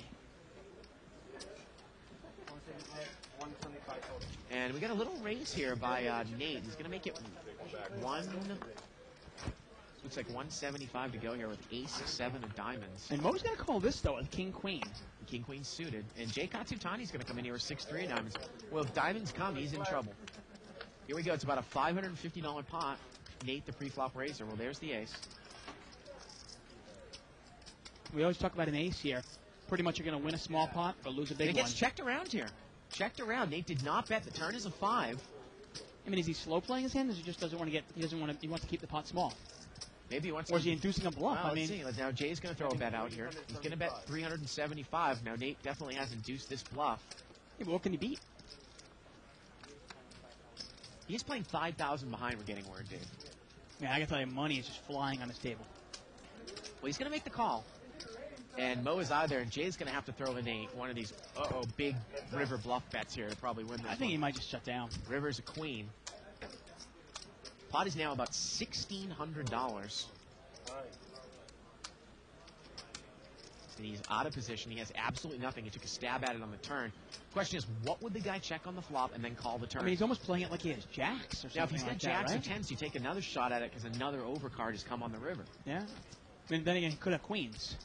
Got to be aware of that. Looks in a tough spot. I mean, it's interesting Nate did not bet the flop. Now he's induced these bluffs. Well, he's going to bet 400 here. Is he going to try to bet an amount where maybe if Nate had called with some sort of flush draw? And this is another call me bet. Is it going to work? It's a And flop. look, and Nate goes, oh man, this guy's he's not bluffing me. He has to have it. No, he's going to make the call. And No pair? One of those. it's kind of a peculiar hand. And again, it almost freezes you. And I wondered why Nate was playing it in that manner on the flop, but it freezes you when you raise with ace rag in early position and you get called, especially by a guy in position to you and a third player, and you flop an ace. Yeah. It almost is like you don't necessarily want to put a lot of money in that pot, right? Can I throw something at you against Nate? Would you necessarily, if you're playing against a guy like this, and you were noticing that he was kind of like, well, this guy's throwing in like a call me value bet on the Yeah. river, I'm going to throw away my hand there. Maybe would you ever bluff small and with your big hands actually bet big? Play it almost opposite against him like that? I mean, hey, he checked it one time and he gets Jay to bluff into him twice. Had to make a tough call there, obviously, with a weak ace. Jonas is going to raise here. He's going to make it 250 to go. He's got Jack 10 offsuit. Mo's going to call it pocket threes. I remember the time I was raising Modi. That day is past. That day has passed. Hollywood Ruz is going to come in from behind. He's got 6-7 of diamonds. Three player. And we're going to see this three-way $800 pot. Jonas, the pre-flop raiser. And he's flopped straight here, Dave. And as Russ take one off, he's open-ended. Betting 300. I mean, I know it's a silly question. Normally, you'd never think to take one off. There's two spades out there, plus the 10 is a garbage straight. Obviously, gives anybody with a jack, and he's not going to call. I was wondering if he was actually going to call this or not. Jonas bets 300 here. You see some people actually making that mistake. Continuation fan. Someone start raising like crap. And I guess it's the night of the Jonas so far. Yeah. He is up huge. Interesting question here from Flip. Says, hey, question about playing live. I currently play a lot online and have little live experience. If you move Wait a minute. all in... Can I interrupt you here for a Go second? ahead. Dave? I Knock want yourself to point out. out that $5 bill there below Jonas's chip stack. He said that he won that from you in a bet. What was the bet exactly? High card. Oh, it was high card bets. He wanted Wasn't me to, that exciting. He wanted me to tell everybody that. Yeah, he picked a 10, I picked a 9. Oh, okay. I thought for some reason it was more exciting. If I knew he was going to run this well, I never would have taken the bet. I didn't realize it was the night of the Jonas. Anyway, okay, he says if you move all in and an opponent asks you how much, which obviously they have to know if you're moving all in, are you required to count your chips, or can you have the dealer do it? And yes, you can have the dealer do it. Actually, normally the dealer will go in there and start counting. If you're a little worried that your hands are going to be shaking and you don't want to count them yourself, you'll be giving off a tell, you can just push in all in and then let the dealer do the rest. Be careful sometimes, though, when dealers start handling your chips. Sometimes dealers screw it up and your chips fall into the pot, and then there's a whole mix-up. Raise. Make it 500 total. Straddled pot here by Dimitri. Jonas limps, Russ limps, and Jay Katsutani is going to raise to 500 with 7-4 offsuit on the button. Now, Russ has limped in with King-Jack offsuit in a cutoff seat. And is Russ going to get involved here? Well, actually, How about first off, Dimitri with Queen Deuce of Hearts from up front? Is he coming in here? He's going to make the call. He was the straddle, and Jonas overcalls with Queen 9 of Diamonds. And now that's probably going to bring Russ in.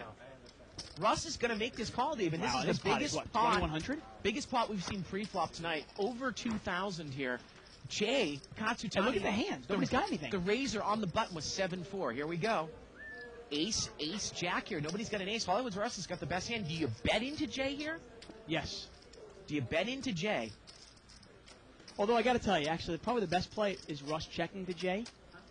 You're seeing what happens behind you. The only scary card really is a queen. You think Right. about it, because you have the king. So the queen is the only scary card that could possibly come off on the turn. Okay.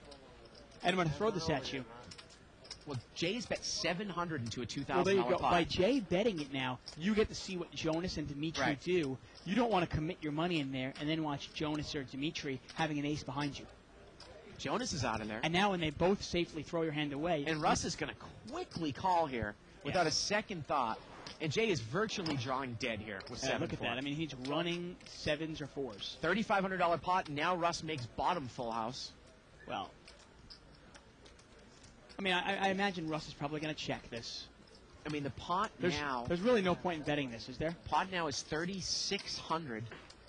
Or, yeah, 3,500 here. I believe that he has checked. I mean, against Jay, you would check this, wouldn't you? Yeah, I just... There's no value to betting Yeah. it. You're not going to get an ace to fold. And Jay's going to bet again. I can't believe he's betting. He's gonna bet 1,000. Oh my! I got to tell you. And there's no way I think Jay knows here. Now, there's a 5% chance that they're going to split because Russ could catch an ace. Then ace could come on the board and they would split. And here we go to the river. And the river is a 9. I love Jay's game, but I got to tell you, that's a terrible bet on the turn there. What do you think Russ is calling you with? Well, I believe that Russ is checked here again. This pot now is $5,500. And I love the checks by Russ, I got to tell you. I mean, Jay doesn't have enough here to get a guy off a jack, does he? Russ isn't going. I don't care if Jay's Yeah. got $14,000 there. Russ is not going anywhere. He didn't call the turn. He didn't call the flop. The turn. What, the 9 came? Oh, now I'm going to assume you have an ace.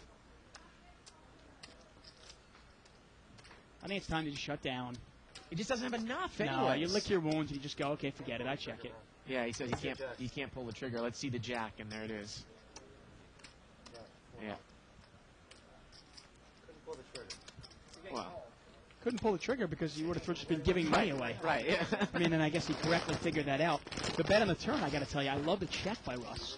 Some people say, I know we like to build pots up there, but on that specific case there, Jack, Ace, Ace against Jason Katsutani, there's really no value to betting. The best play is to check it and deuce a bluff, and that's sure enough Jay bit.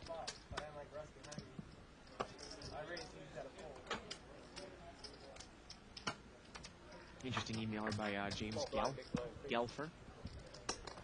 Talking about how he said he made the switch from online to brick and mortar. Because he found that after 2 months... Said it took about 2 months Yeah. for him to start winning consistently because after about a half hour in the brick and mortar, he would get bored because he used to multi-table online. I found this out. He played more than there were so many things to watch at the table. He soon found that it was actually boring to play online. Raise, make it 300 total. Hollywood Russ here is going to raise. He's got pocket queens. Okay. Makes it 300 to go. Now, Oliver's got a suited connector. I like this hand, and he mutts it, Dave, on the button. 7-8 of diamonds. I mean, I got to tell you, I'm calling that hand a lot there with those stack sizes. On the button against Russ, yeah. Definitely. Thank you. And And look at that, the down. flop would have come out 7-7-7. Not quite, but...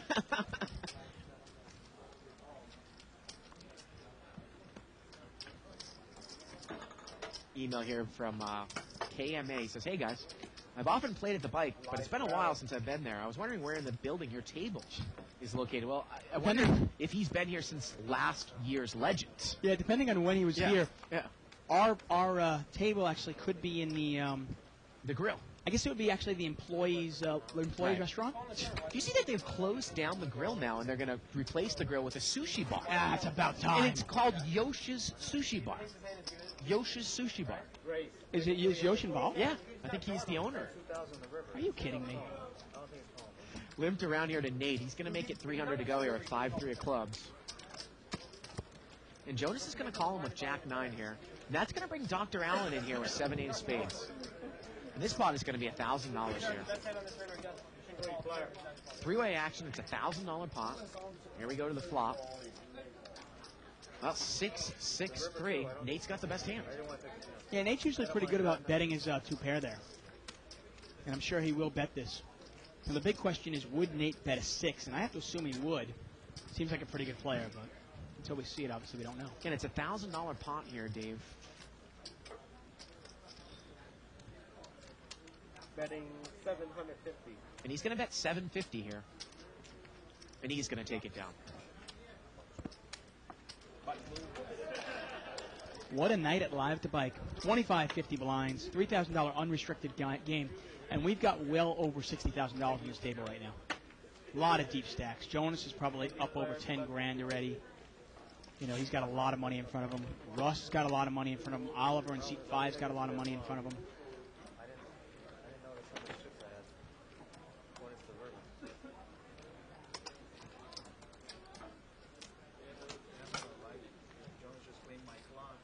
Yeah, exactly. So I gotta wonder, Mike just. Button moves over to seat number 7. That's Jonas. I mean, that's Dimitri. Jonas is actually in the big blind, and Mo is under the gun. He's first act. Not going to play. Dr. Allen's not going to play. Russ is not going to play. Goes over to Jay. Actually, I think it was a misdeal. We're going to do it again. Well, interesting post here by LQ Keeper on 2+2. I don't know if he's ever entered this forum before, but he said, to answer the question about patience, he says, I don't 6 or 7 table, and I do 4 or 5 table and play a lot live. I find that I have much more patience live. When I'm home playing online, I usually have at max 4 or 5 hours to play and get Jonas's win every pot syndrome, because I have a finite time to make things happen. When I'm in a casino, I usually intend on a 15 to 20 hour session and feel like you can wait for my spots and then exploit. There you go. That's a pretty long session to plan for, though. 15, 20 hours. Yeah. Well, a lot of players do that. It was funny. We talked to Phil Ivey about that. Yeah. And he said, if you ever see me playing for 24 hours straight, I'm winning. Right. And somebody says, well, if you're losing, how long do you get up? He goes, somebody says, what, 6 hours? And he goes, 6 hours? That's a joke.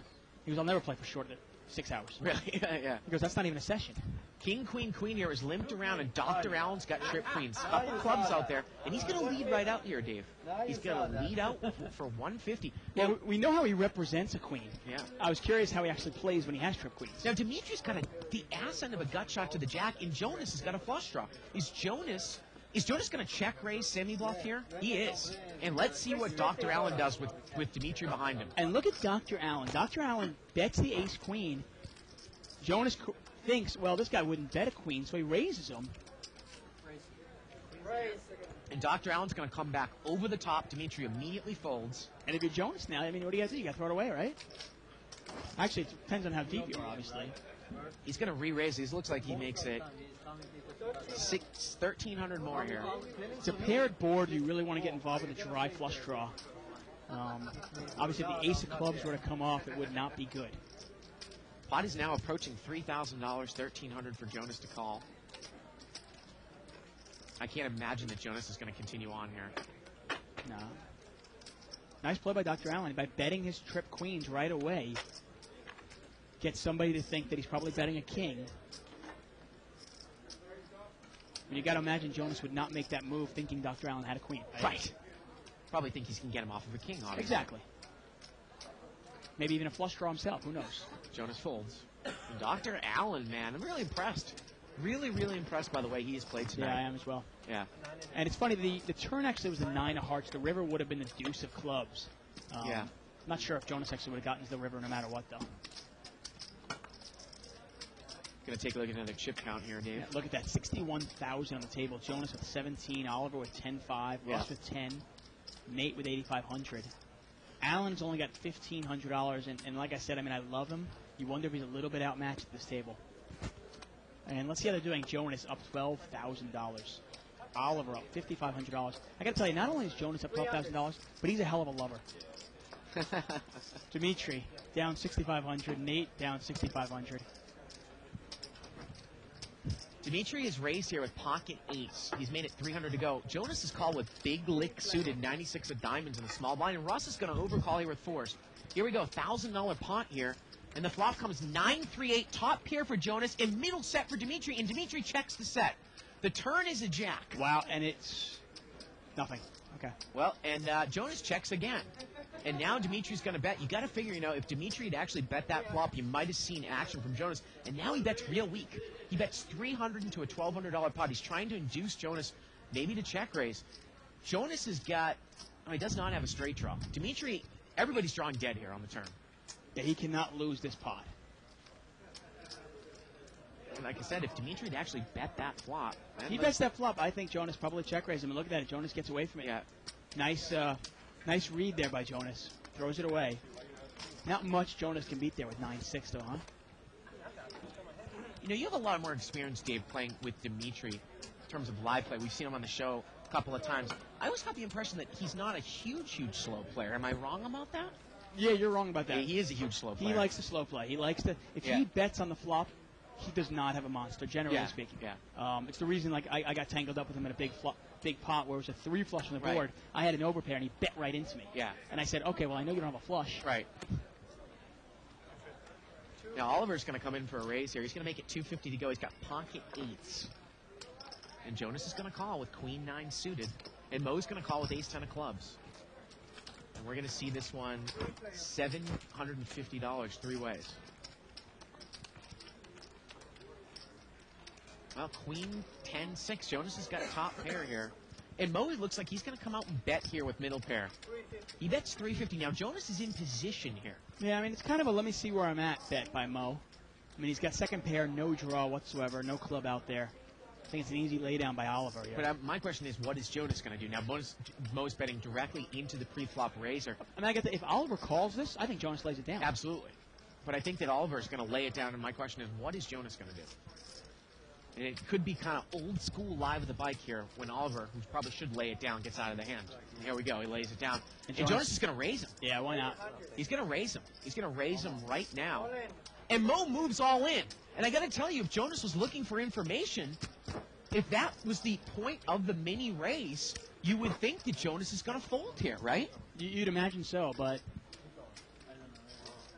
Of course, Jonas is good with the obviously with the live reads. Let's see how much more it is. Yeah. Looks like it's about another 2,200, maybe.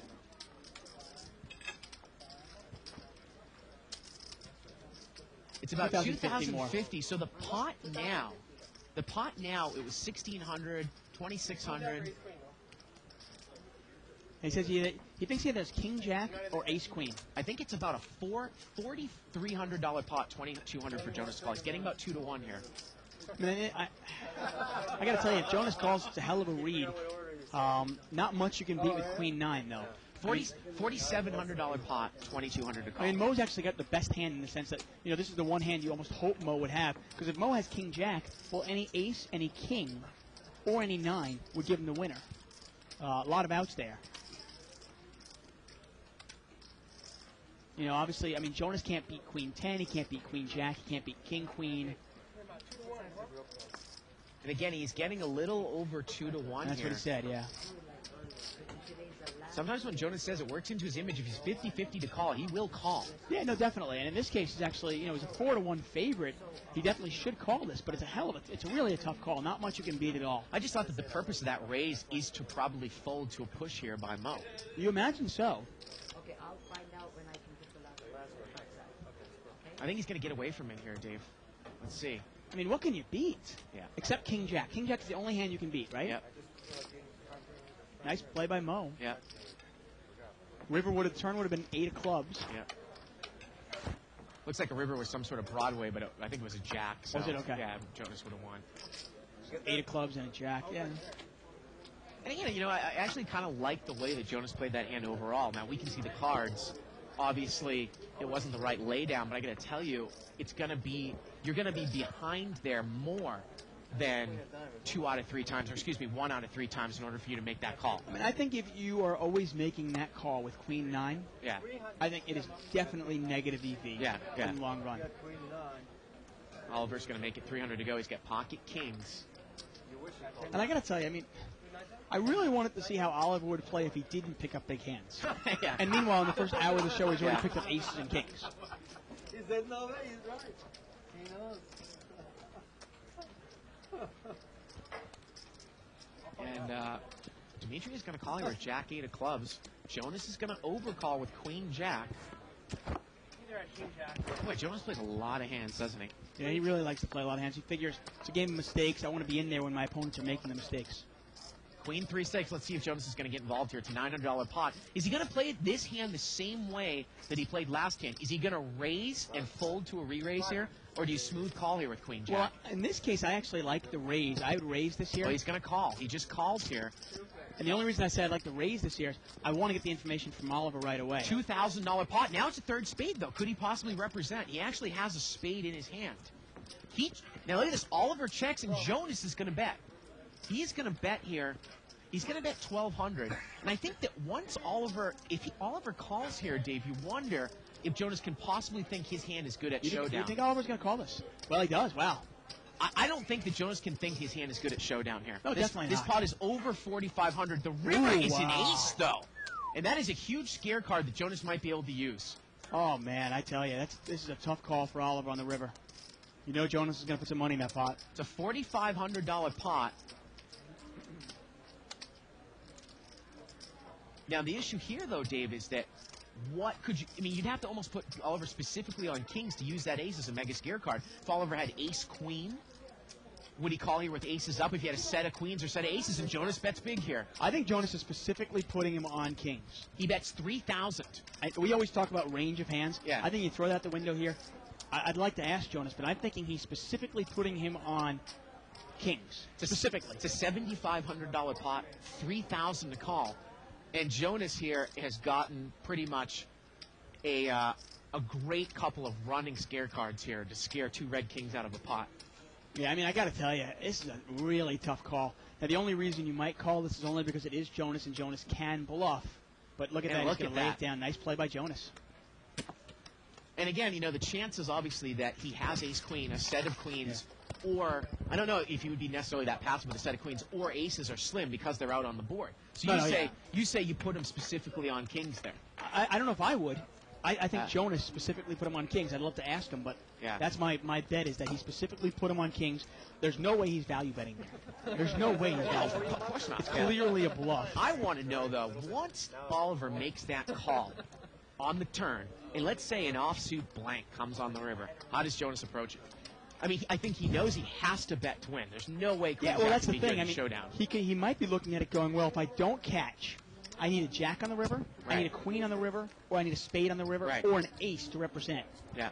If I don't catch one of those, he might just give up. Who knows? Yeah. Limped around here. And Jay's picked up ace-king in the big blind, and he's going to raise it up. Nice play by Jonas there. 350 more. He's going to make it 350 more. And you really can't fault the laydown, can you? I mean, kings can't beat much there.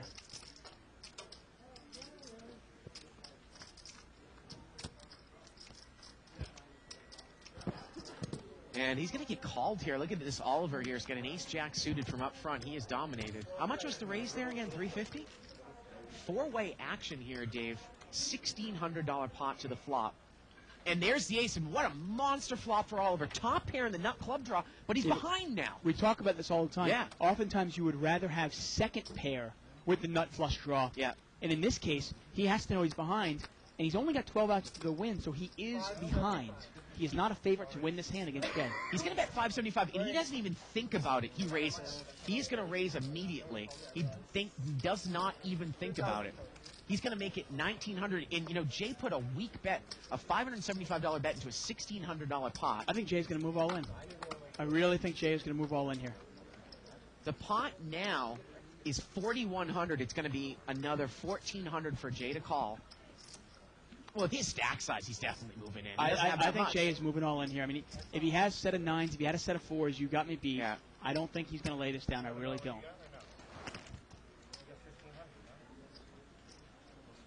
I know Jay doesn't like playing big hands with one pair, but I think in this case here, and I just don't see Jay getting away from this at all. Yeah. Yeah, and here it comes. And this is pretty much, it's pretty much a coin flip. Jay's a small favorite. You see the odds there, 56-42. It's about a $65,000 or $7,000 pot here. Oliver needs a jack or a club here. 12 outs. Here we go to the turn. Turn to the club. That's it. No, Jay's got. Oh no, sorry. No. Second. No. Oliver's got the nut flush. You're right. You're right. Yeah. And of course, when I you hear in the Yeah. background, Dave, that's Alan tell Jay. I folded 2 clubs too. Kind of like to kind of make Just sticking it in there, a huh? consolation. Thanks. Thanks, Alan. I can't wait till Friday. Does Alan have the pin over there on the table? I Maybe we really can give can't it to wait him. till Friday. Maybe Donna can come in there. We can give it to him. Friday, we're going to see poker through the eyes of Alan. You have a new setup? Too big. If we can understand him in here. Too big.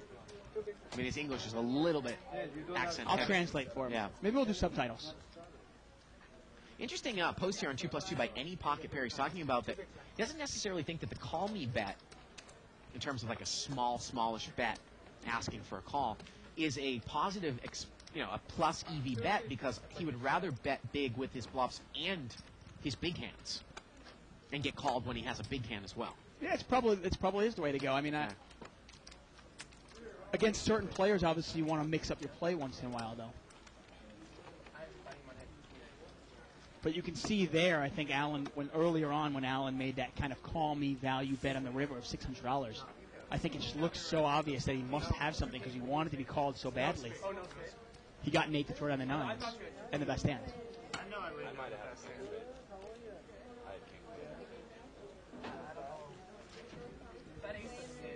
And you can email us at live@thebike.com. Questions, comments, suggestions. Ace was a bad bet. Got a setup here. Button is moved over to seat number 5. Who keeps asking for setups? I thought I might have the best hand on first. You called me. What did you call me? I know. Now, if you want to check out our website, you can go to live@thebike.com, spelled out. Check out my blog, Under the Gun with David Tuckman. You can also check out our bios. We got poker news, daily updates. You can subscribe to the archives. Nice shot of Nicole Pepe there. No longer props here, by the way. I thought she was going to go over to Crystal Park and prop there, but she actually decided not to at all, and she's just playing poker on her own. That's why I put him on. Small blind is Nate. Big blind is Dimitri. Alan is going to be under the gun. And Alan's only got about $1,300. He's really in move-in mode here. It's one of those spots where if you've got a pocket pair or a big ace, king, Well, I was happy when we started thinking a couple of people limp in, or say a small raise, and another guy calls, you just move in with Alan's hand.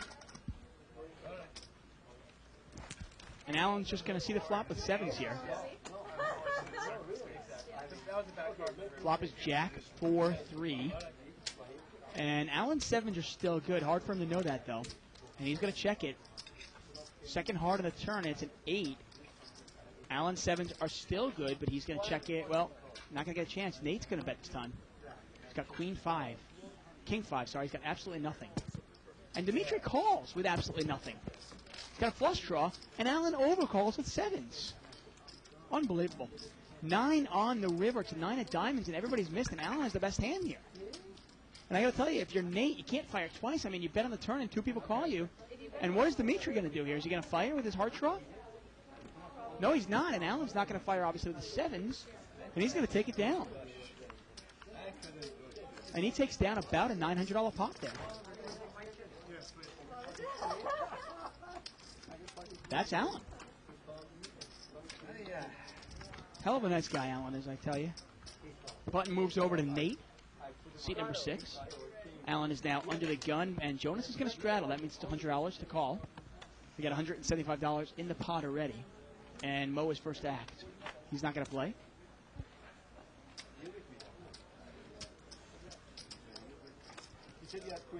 Oliver's going to limp in here with Queen 10 off suit. Nate's not going to play. Dimitri's not going to play in the small blind. He's not going to throw in the extra little bit of money. And I think Alan's asked him if he's going to raise or not. He's tossed in his 2 chips, and we're going to see the flop here. Ace 5-3. Wow, not a bad flop at all for Alan. But look at the flop for Jonas there. Jonas has 2 pair, ace and 5, but Alan's got a huge draw. He's got a gut shot with the flush draw, and look at that. That is his gin card. That makes it straight. The best card you can get, obviously the diamond is a lot more obvious here, but the 4 gives Alan the nuts. He has the absolute nuts here. Jonas flops 2 pair, and you wonder if Alan is going to double up here. And Alan puts in kind of a little mini raise, and Jonas calls. The river's a deuce, and that's kind of a little action killer here. Look at it, the wheels there, and Alan moves all in. You got to hope Jonas has got a 6 here. Jonas can only chop the pot. And would Allen really move in here on a, well, He might on Miss Diamonds. We've seen Allen do that before, but he raised the turn, which is very unlike Allen unless he's got something. You'd almost put Allen on a deuce, but you think maybe the deuce actually saved? well, how much is it on the river here? Is it? Yeah, the pot is about, I want to say the pot's about about $2,900, $2,800 pot, and it's only, what, say $700 to call. Yep. And that's what, and Jonas is saying, what, I mean, and wow, Jonas is going to pay him off. Yep. And Allen has the absolute nuts. It was $800 to call there, and Allen had that. And I think it was obvious that Allen had something on the turn, Yeah. but Allen could have had, say, something like ace-deuce. Right. The deuce could have saved Jonas. Now, obviously, Jonas was putting an 800 in there, just hoping to chop it. And Allen doubles up again now. Wow. Just won a big pot before. Well, not a big pot. It's just small, about a $900 pot. And there he doubles up. And suddenly Allen's probably got about, I want to say, close to a $4,000 stack. Button's going to move over here to seat 7. It's the nature of this game. You can go from about $1,000 to $14,000 in about a half hour. And Mo's going to raise here with pocket 10s. I want to thank everybody for the emails. Really do appreciate them. He's going to make it 175 to go. And we got a call here by Jonas with 6-3 offsuit. Well, ace, jack, queen here. Well, that's an ugly flop for tens. And it goes check, check. Turns a 9. Jonas checks, and Mo Mo checks. And the river's a 9. And now Jonas is going to bet. And I think Mo's probably going to... Is Mo going to call here? Mo calls. Send it.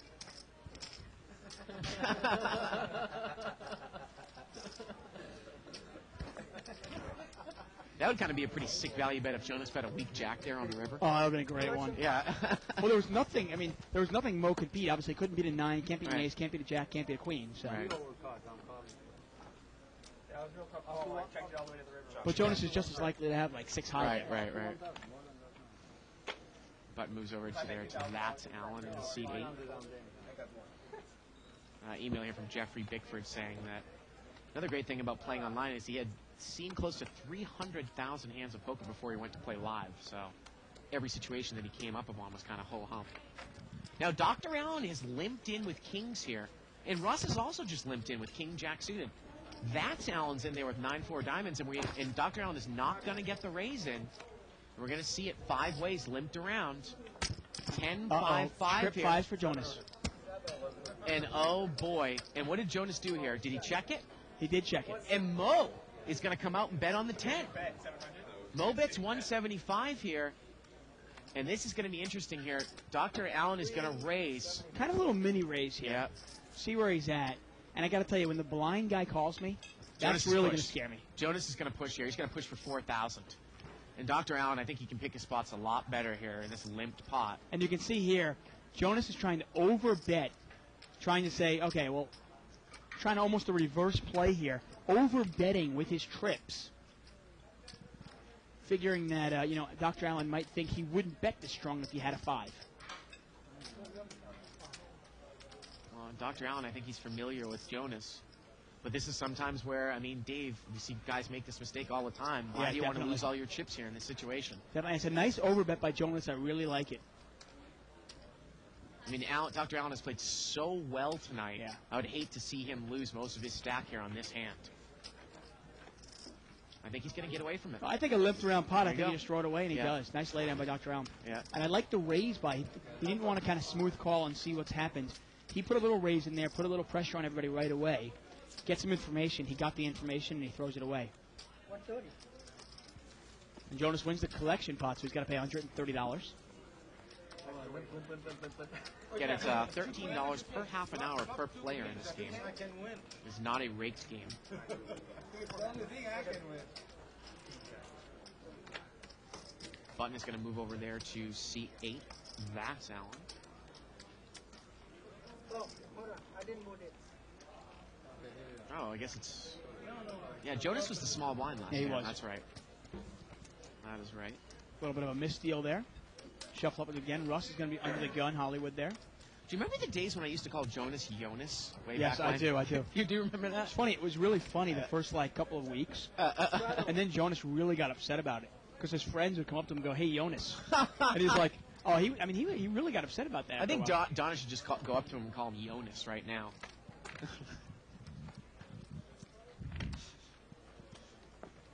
King Queen suited here for Oliver in seat 5.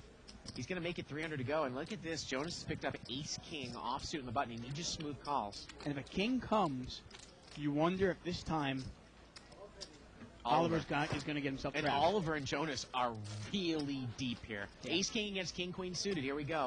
Well, it's rags on the flop. Oliver checks it. And Jonas checks right behind him. The turn's a deuce. Oliver is checked again, and Jonas checks again. And the river now is a 3.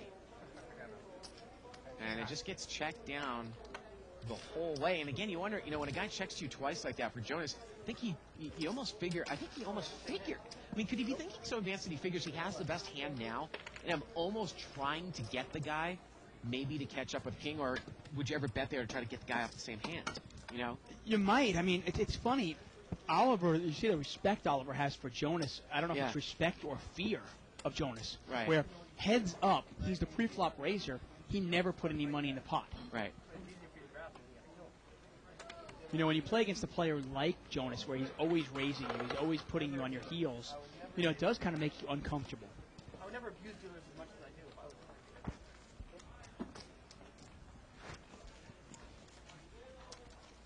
Button moves over to seat number 2. Did he have another misdeal? Strato. Did he really? Wow. Straddle here by Nate in seat 6. We haven't really heard a lot from Nate. He hasn't. He's down. He has not won a lot of pot. No. No. He's gotten bluffed out a couple of times. And obviously he lost that one pot where he flopped the straight draw. Ended up getting all his money in on a flop as a 2-to-1 dog against aces. And he did not hit. Jonas is going to raise here. He's going to make it 300 to go. He's got 8-5 offsuit here, Dave. And that's how poker goes sometimes. Sometimes you hit those hands, sometimes you don't. Play that hand. So much other cards. Button's going to move over here to C3. I continue to encourage everyone out there to email me about Chicago deep dish pizza, Chicago hot dogs, and Chicago microbrews. It seemed to be there was a little bit of a consensus last night that Goose Island microbrew He's a place to be, huh? by Wrigley Field is a great place to go to. There you go. Wrigley Field. That's a classic American name, huh? Wrigley? Yeah, Wrigley chewing Field's a gum. great place. I mean, I think if you're any kind of a sports fan at all, that's one place you need to hit before you die. Little raise here by Mo with pocket 4s. Dr. Allen's going to call this with a weak ace. Weak ace here. Wow. 4 heads up. He does have position on him, though. King 5 queen here. Let's see if Mo continuation bets. He does. Dr. Allen is out of there. And Mo takes it down there with the 4s. Mo kind of plays it short in this game. It's been a while since we've seen Mo really, really deep stack because he's kind of been running bad. The funny thing is he's not running bad overall. Seems like last night he made a killing in the 10-20 game.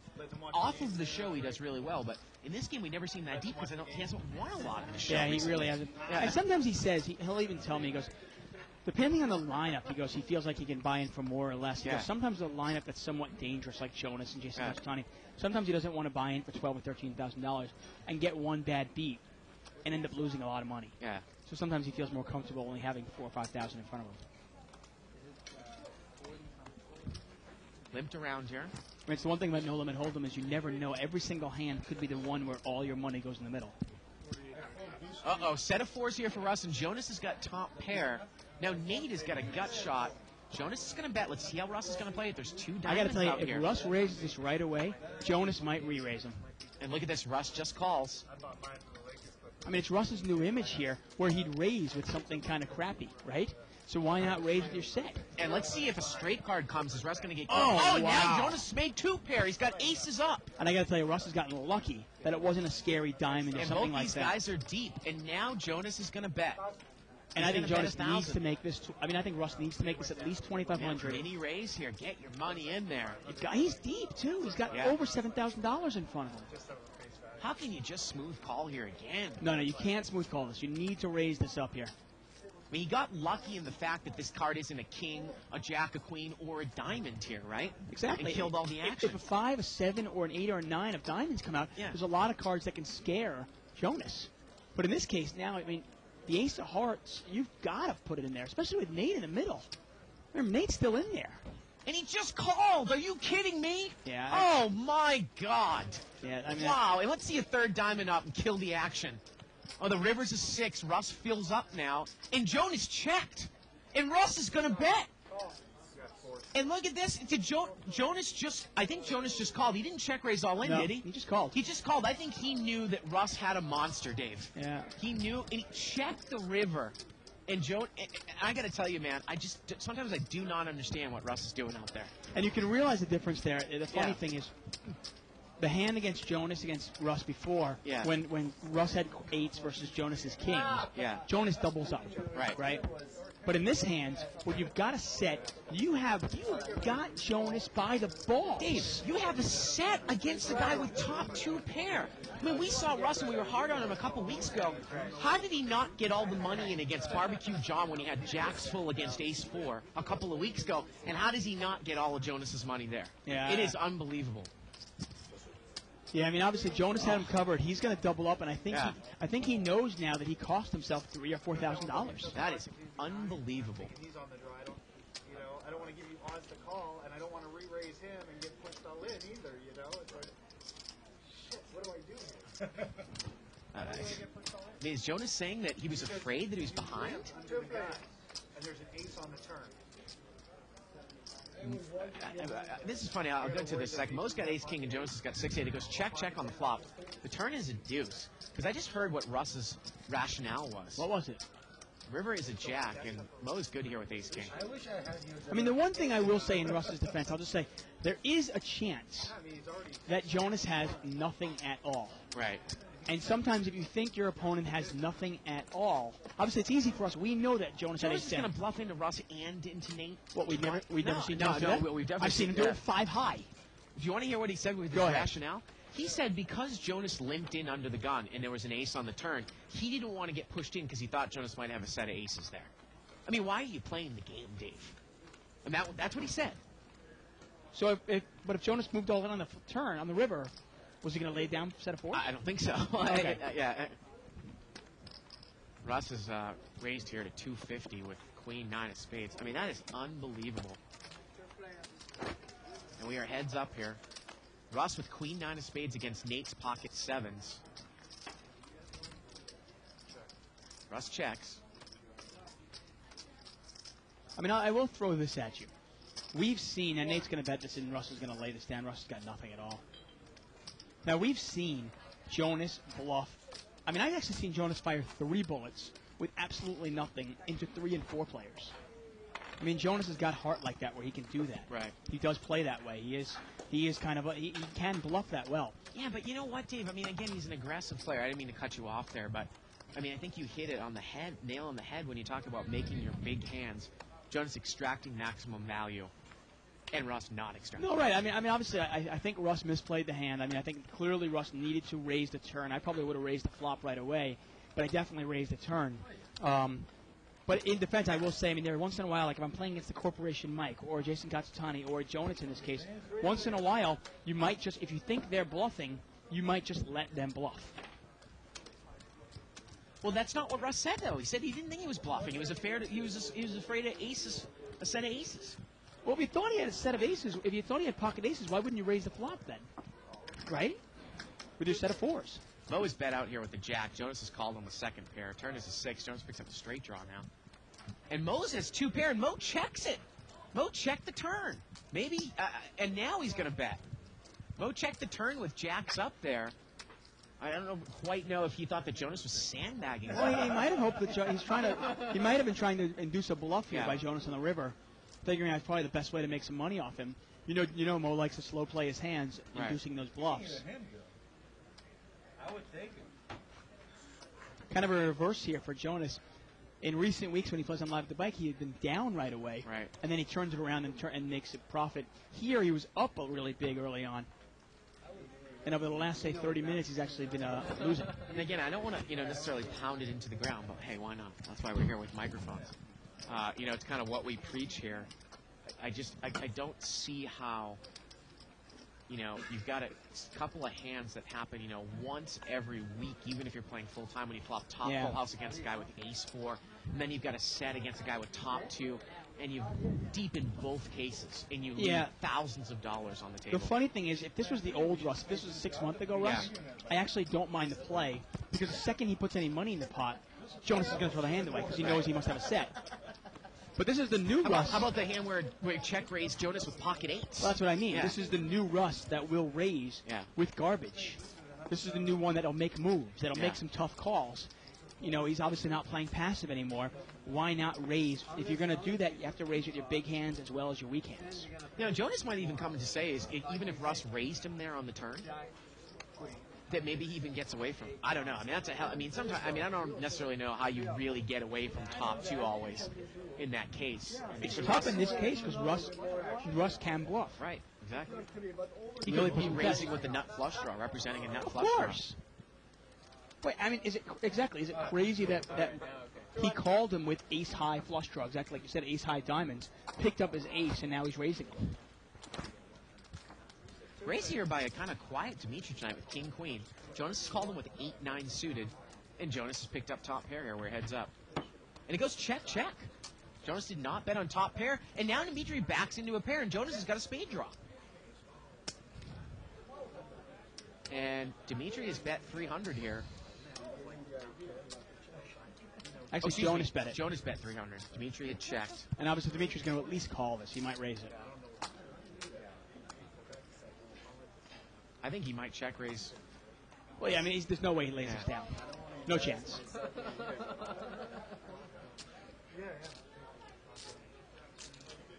And Ronnie pointed out, actually, there he goes. He's going to push he is playing it a little bit more passive than the normal Dimitri, but, yeah, I didn't think he was going to lay that down. He's going to push it here. Now it becomes a math problem. Yeah, it really does. I mean, Jonas is going to have spade outs probably to 2 pair and trips here. He's got 9 spade outs, 2 outs to the 9, and 3 outs to the 8. 15 outs with 1 card to come, and he made the call. And he does not get there, and Dimitri's going to win with 1 pair of queens. Yep. Look at that. The river was a 10. 10 of hearts. Yep. And Dimitri wins it. And doubles up. Somebody asked Jonas to open his cards up because he's not going to voluntarily do that. No, not usually. Yeah. And like I said before, I mean, Jonas is quickly up $12,000-$13,000 tonight. And he's probably given back about 7 of that already. Email here by Nash saying that he likes the show. It's a fantastic show. He says, what is the best way to make, or what is the highest or the best strategy to make the highest hourly rate, Dave? Say in like a typical 5-10 game, is it a laggy style? Is it kind of a tight, aggressive style? And he says he knows that it, depends on the lineup, but which style probably would give you the best hourly? Yeah, I mean, obviously you've got to play it aggressive. I'd imagine if you play it too laggy, too loose aggressive, obviously you're giving away some of your edge. Yeah. Obviously you can't play it like Dr. Beebe and not give any action. Straddled here by Dimitri in seat 7. We're halfway through the show here, folks. I mean, it's a fine line, and obviously you've got to search for whatever's right for you. What's your perfect kind of, your perfect way to play it. And it was straddled here, and Nate is going to raise here with King 8. We've seen him do this a couple of times, but he's not really raising. Well, he's going to make it 400, not necessarily that big of a raise. Yeah, but he's in a bad spot. I mean, he's really in a bad spot at the table. He's got Dimitri to his left. He's going to call every raise. Now, and that's going to bring Russ in. Dr. Allen's in there with a weak ace-6. I can't imagine he's going to call here on the button, is he? And Russ had just completed in the small blind with 8. Dr. Allen's going to raise this. No, okay. He thought about it. I know he thought about it. It was going through his mind. He thought, I could make this 1,500 and take it down right now. And he's right. He could have. 24 hours? And I think Russ needs to call this. Once Dimitri calls, I think you need to call if you're Russ. Well, if he makes the call, the pot is going to be $1,500. Over $1,700. So now it's $1,700 and it's another $400. No, Nate is not going to. Oliver's not going to. Not 9-10 offsuit. I mean, I got to tell you, I don't care how many people are in the pot. I'm not calling $400 with that hand. So here we go, 1700s, three ways, and here we go with a flop. 9 deuce 4 with it's a rainbow flop, and let's see how Russ is going to play. He has the best hand. Do you I think lead out here? I would bet right into that pot. 5/8 there, wouldn't you? I would. I would find out right where I am. I mean, you're going to check it. Nate is going to continuation bet. Again, the pot was 1,700. I mean, to play devil's advocate, another way to play this hand might be check, let him bet, call, and then if say a card comes on the turn, bet out on the turn. Exactly. You put a nice little controlled bet on the turn. Well, Ned has bet a weak 40% pot bet of 700 here into about a $1,700 pot.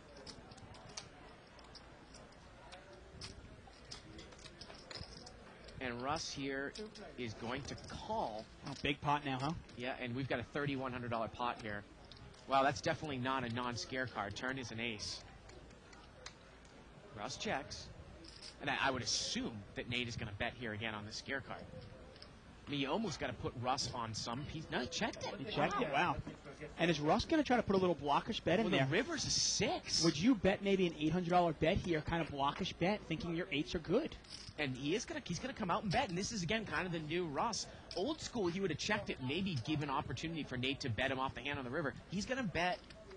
Looks like $1,200 into a $3,100 pot here. Well, I mean, is there a value to this bet as well? Is there a way maybe you can get Nate off of 10s, jacks, or queens here?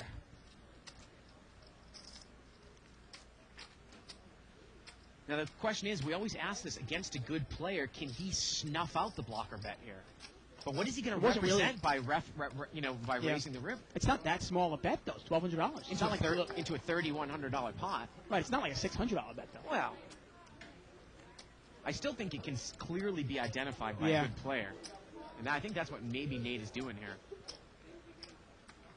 And Russ can't beat anything, but I don't know if you want to be bluffing Russ now.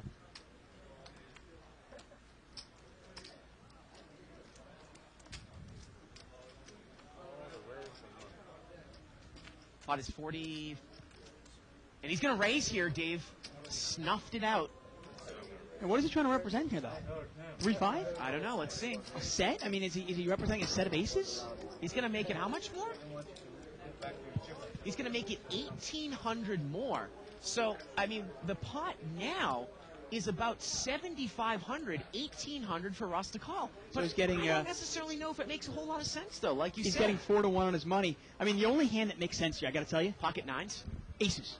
Aces. He's got a set of aces or nothing. How about pocket 9s? How about a set of 9s? Okay, I mean, I guess so. Or any set on the flop. But I mean, really, the way he played it, though, I mean, he bets the turn, he bets the flop, he gets called, then he checks on his ace, try to induce a bluff, maybe. I mean. And Russ folds, and we talk about how against advanced play. Nice play by Nate. He picked up on it. And he shows the bluff. Yeah. He showed the bluff. King 8 kind of snuffed out that blockish bet there on the river, Dave. And showing that bluff will ensure that Russ will never throw away a hand in out. Yeah. Wow. I thought Russ might bet that. I mean, I thought Russ actually might call that. Yeah. Nate earns himself a pot there with King 8. I mean, you got to look at it. There's not much you can beat.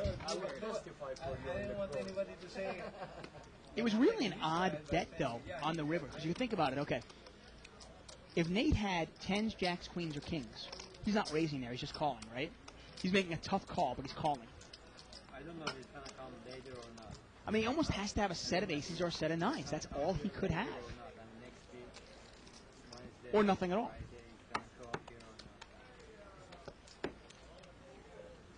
Well, again, we've seen him raise out of the blind here with somewhat speculative hands or out of the But has straws. everybody else seen that?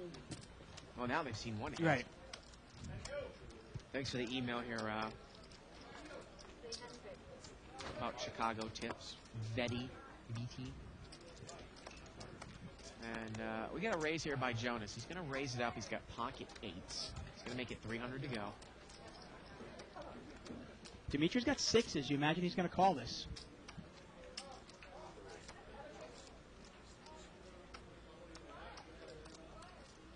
We got 9s here for Nate.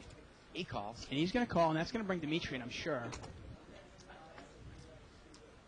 And Allen's played it real cautiously tonight. Hasn't played many hands at all.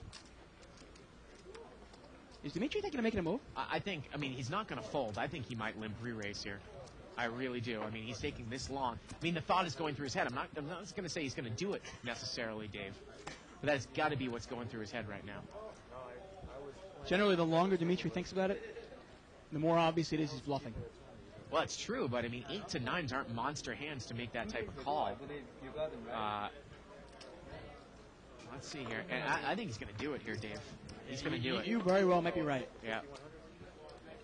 And obviously, Jonas is going to be watching. By the way, So is Nate. this is exactly what Dimitri did when he tried to bluff me. Exactly. He is raised. He's going to make it 900 more here. And let's see what Jonas is going to do. And Jonas still has Nate behind him, remember. And Dimitri is not that deep. I don't necessarily know. Now, he's going to smooth call. Is that going to get Nate out of there now? Can Nate possibly still call here with 9s? That's tough. I just don't think he can. Yeah, he's going to get out of there. And this pot, as Dimitri takes a sip of And I think Jonas tequila. knew that. I think Jonas Yeah. knew if I smooth call this, Nate can't. Here we go to the flop. Well, Ace King 3, horrible flop for both players. If Dimitri moves all in here, can Jonas call? Can you break 7 also, please? It's a high-low. This pot is over $2,000. Dimitri checked, and Jonas is going to bet. He's going to pretty much put him in here. Well, now there's no fold equity at all. No fold equity? For Dimitri, I'm saying. Oh, no. Jonas has put Dimitri in. And there he goes. You want to call so bad, huh? Jonas takes it down. You want to call so He bad. wants to see a 6 so bad. Ace King 6. Well, that's what he wants to see. 5 and 6 is all I get. You beat me with 6s. And 2 overcards every time. And again, Jay Katsutani has been remarkably quiet here tonight in C4. Well, every time he sticks his nose in a pot, he gets it chopped off. Right? I mean, he's down about 5K tonight already. Yeah. Him and Dimitri are probably our biggest losers tonight so far. I suppose that's better than getting you, say, your dick chopped off, right? Definitely better, yes. Yeah. Nose is always better than dick. This is the best place for him because he knows everybody here than there. And they have more shit, more money there. Get a post here from Surfing Illini. It says, "Hey Tuckman, you really have to proofread your blog every once in now and again." I guess he's quoting me saying, "I was playing in a decent 10-20 no limit game when an interesting took place." You know, I mean, we've got a huge staff here. You'd think somebody would proofread my stuff. Jesus Christ.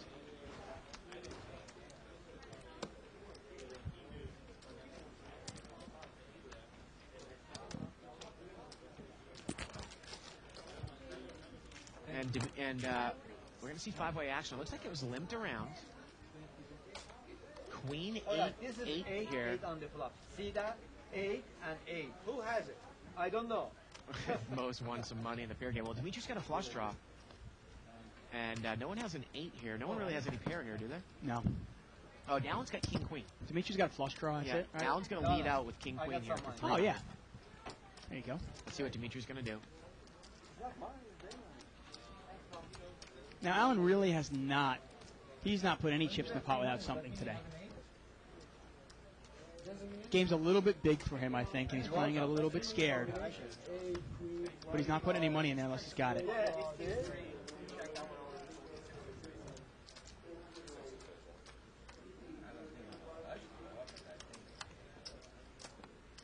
And this is for Ronnie. And Dimitri's going to check call here. He's going to check call. Every time 8-8, you guys have it. Here we go to the turn. Turn is an ace. Now Dimitri could use that card.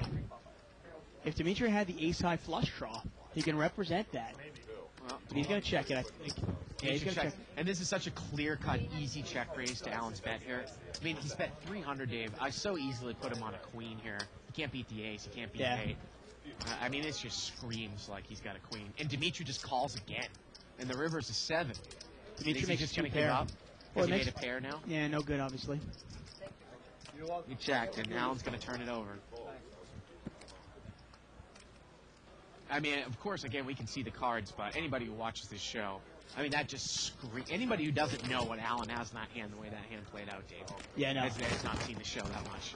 definitely. Yeah. Button moves over here to Dimitri. And we're going to take a look at another chip count.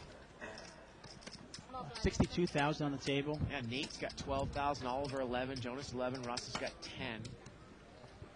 Mo's worked his way up to 5,500 now. Let's take a look at the differences. Dr. Allen's only up 500 now. Oliver's up 6,000. Jonas is up 6,000. Nate is down 3,000, and Dimitri and Jay are the big losers here. I mean, Nate had to win that big bluff off of Russ. Right. Just to get that to 3,000.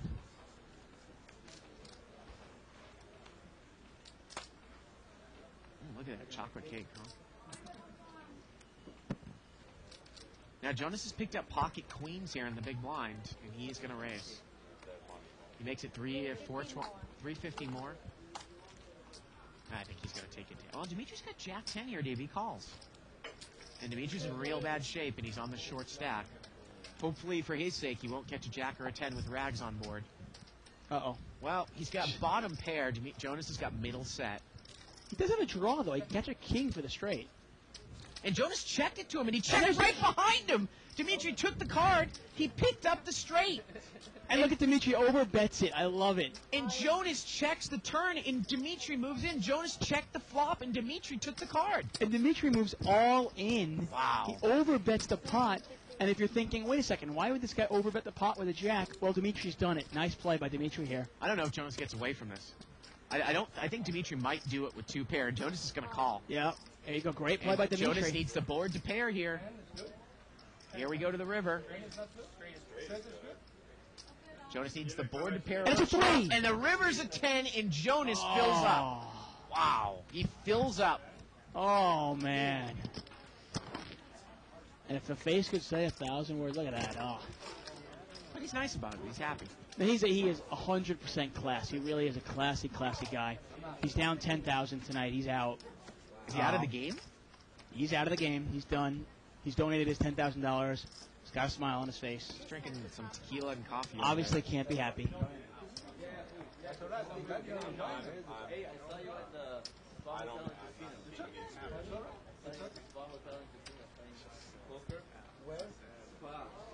Wow.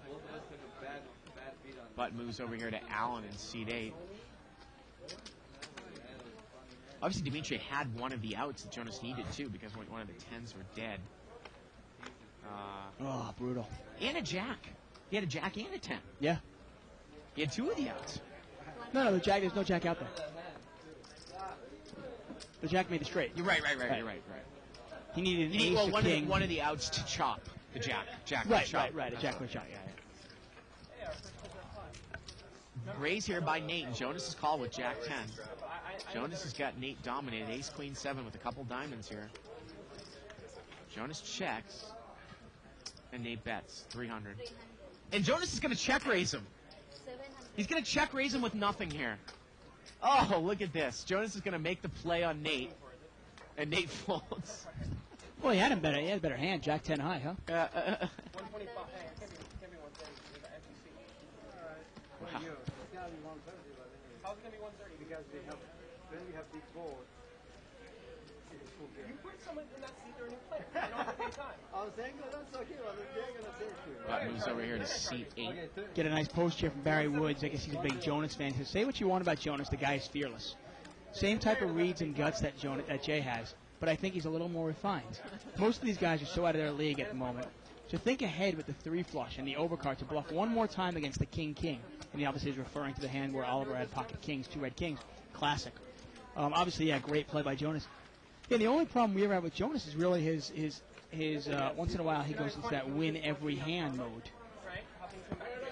Win every pot. Weps. I'm sorry. Weps. Screw that up, Jesus. Stupid. Oh, man, if anyone is a big Howard Stern fan, I'm trying to think of that guy. Crazy Dave Letterman. He says, brain before talking. I'm sure someone will help me out with that. Mo's got ace jack here. Yeah, he's going to raise this up. He had one limper. It was Russ. Now, Russ is either limping in with nothing like he has, or he's limping in with aces. And why not find out right away what he has? Yeah, that's what I'm saying. Exactly. That's how I played the hand. So I didn't care if you went. Yeah, I didn't care if you went in pre-flop, if you went on the flop, on the turn, whatever. It doesn't matter. No matter what comes on the board, he beats me. We're heads up here. Russ against Mo. I'm not gonna talk myself out of it. Queen 10-4 with a couple of clubs. And Mo's going to bet 600 here, and he's going to take it down. He's the ultimate needler. I mean, you see him when I call him, he's like, 10 is good. I know he doesn't have a 10. I know he doesn't. But it's funny because he was just giving me a lecture on karma. to Mo. So I guess we're going to get a new player. Do we have a board for this game? I think we do. Like $1,700. I think Donna's on it. I haven't heard Donna tonight. Has she been calling some of the action out? Yeah. Anybody care for seat 7, you guys? You know? Like Alan saying Once again, we're live at the bike. Live, unedited, raw, politically incorrect. You know, it's $20,000 to 2 outer. I'm not gonna go crazy. Is it hold on. Is it 117? We have one short there. Now, Jonas obviously plays. He's obviously a good player, and Dimitri obviously is not quite the player Jonas is. But I will say, 2 hands that Dimitri has lost tonight, he got his money in with the best of it against Jonas, and both times Jonas sucked out on him. Nate is raised here, King 9 of diamonds, and Jonas's call with deuce 4 of diamonds. And we're heads up between these two guys again. Jay Katsutani's going to move over to seat 7. So diamonds against diamonds here for about $600. 9-7-3. Well, Nate's got top pair. I mean, I guess if you're going to raise with King 9, that's not a bad hand. That flop for it. Is Jonas gonna make a play at him again? Doesn't matter. New players never pay time. No. No, he's not even. He's still talking. Like brand new players, you don't need players. You guys just started doing time slots. You don't have to do it. Once again, tomorrow night we'll probably have a 3 to 5 game. 5-5 blinds. There's Faradon, the guy that I got into a heated argument with last night. Yeah, with him? Oh, right, it was him. Well, he made it. I mean, I love the guy. I think he's a great floorman, but he made it an awful decision on me, and it cost me $500. You know, it's always hard for the floormen obviously because they're coming in after the fact. Right. All they're hearing is kind of hearsay. Okay, what happened? He doesn't know. He wasn't there. Well, I mean, actually, he got pretty much a clear-cut case of what had happened because I gave him an example of what happened. And everybody at the table said yes, that was it. Yeah. And no one else is going to stick their nose in it because once he makes the decision, it's fine. I heard they're having some. So he makes the decision, and it's Right. About 11 o'clock tonight. I just, I have a problem with when sometimes Mo's going to raise here with hockey. Yeah, he Time. raised it up. I don't think anybody's going to call. Sometimes I have a problem with people, Dave, who interpret rules, and they never necessarily look past a rule for what the purpose of the rule is and say what I say is the spirit of the rule, which is basically what our society is based upon. Case law and rules in games where you need to actually interpret what sometimes the intent of the rule is. And sometimes people just don't look past it, and that's what really irritated me about the string bet call. It's kind of like anybody out there, they know I'm a baseball umpire with balk calls. Well, it's one of those things. It's Balk is to an attempt to deceive the runner. I mean, one of the things is in poker, obviously, the floormen are there to preserve things in the best interest of the poker game, in the game. Yeah. So, if he knows that somebody's taking a shot or an angle shooter or something, obviously you want to nip that in the bud right away. Yeah.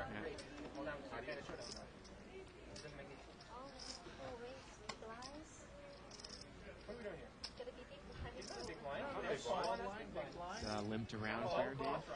It's not these new players. Did he buy the button? New players. What is he posting? So the button's going to be in that seat next hand?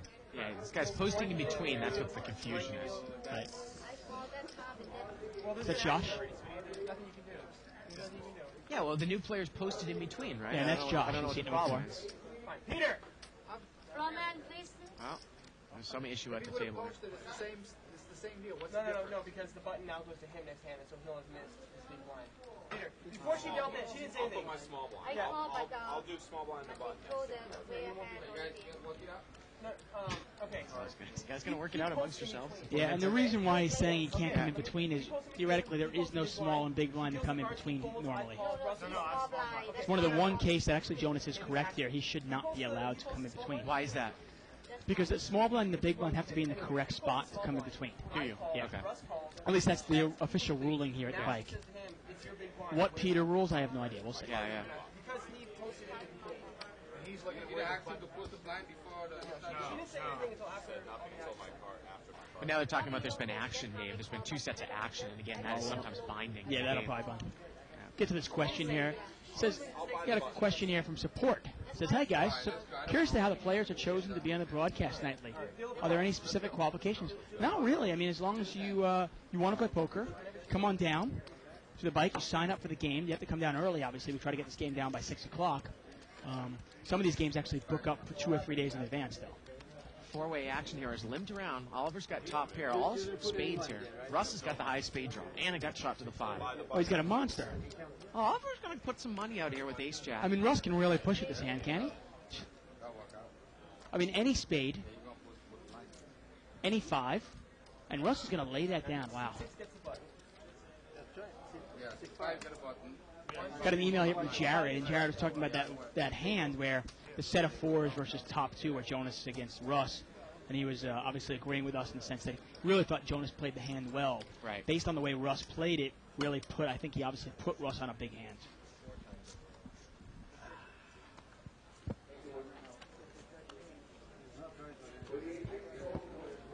Button's going to move over here to seat 5. It passes Jay. Now, Jay, that's not Jay in seat 4. It's a new player. It's That's Josh, yeah. Josh. Josh is a friend of Adam's. The thing about Adam is he always plans to come here and play in the show, Dave, but he'll play in the afternoon in the game I play in the 5-10 game, and he'll lose the money that he brings with him. Now, Josh is a real solid player. I mean, I actually like Josh's game, from what I saw at least. I wouldn't necessarily go so far as to say solid. He is somewhat tight. I mean, he makes some peculiar moves sometimes.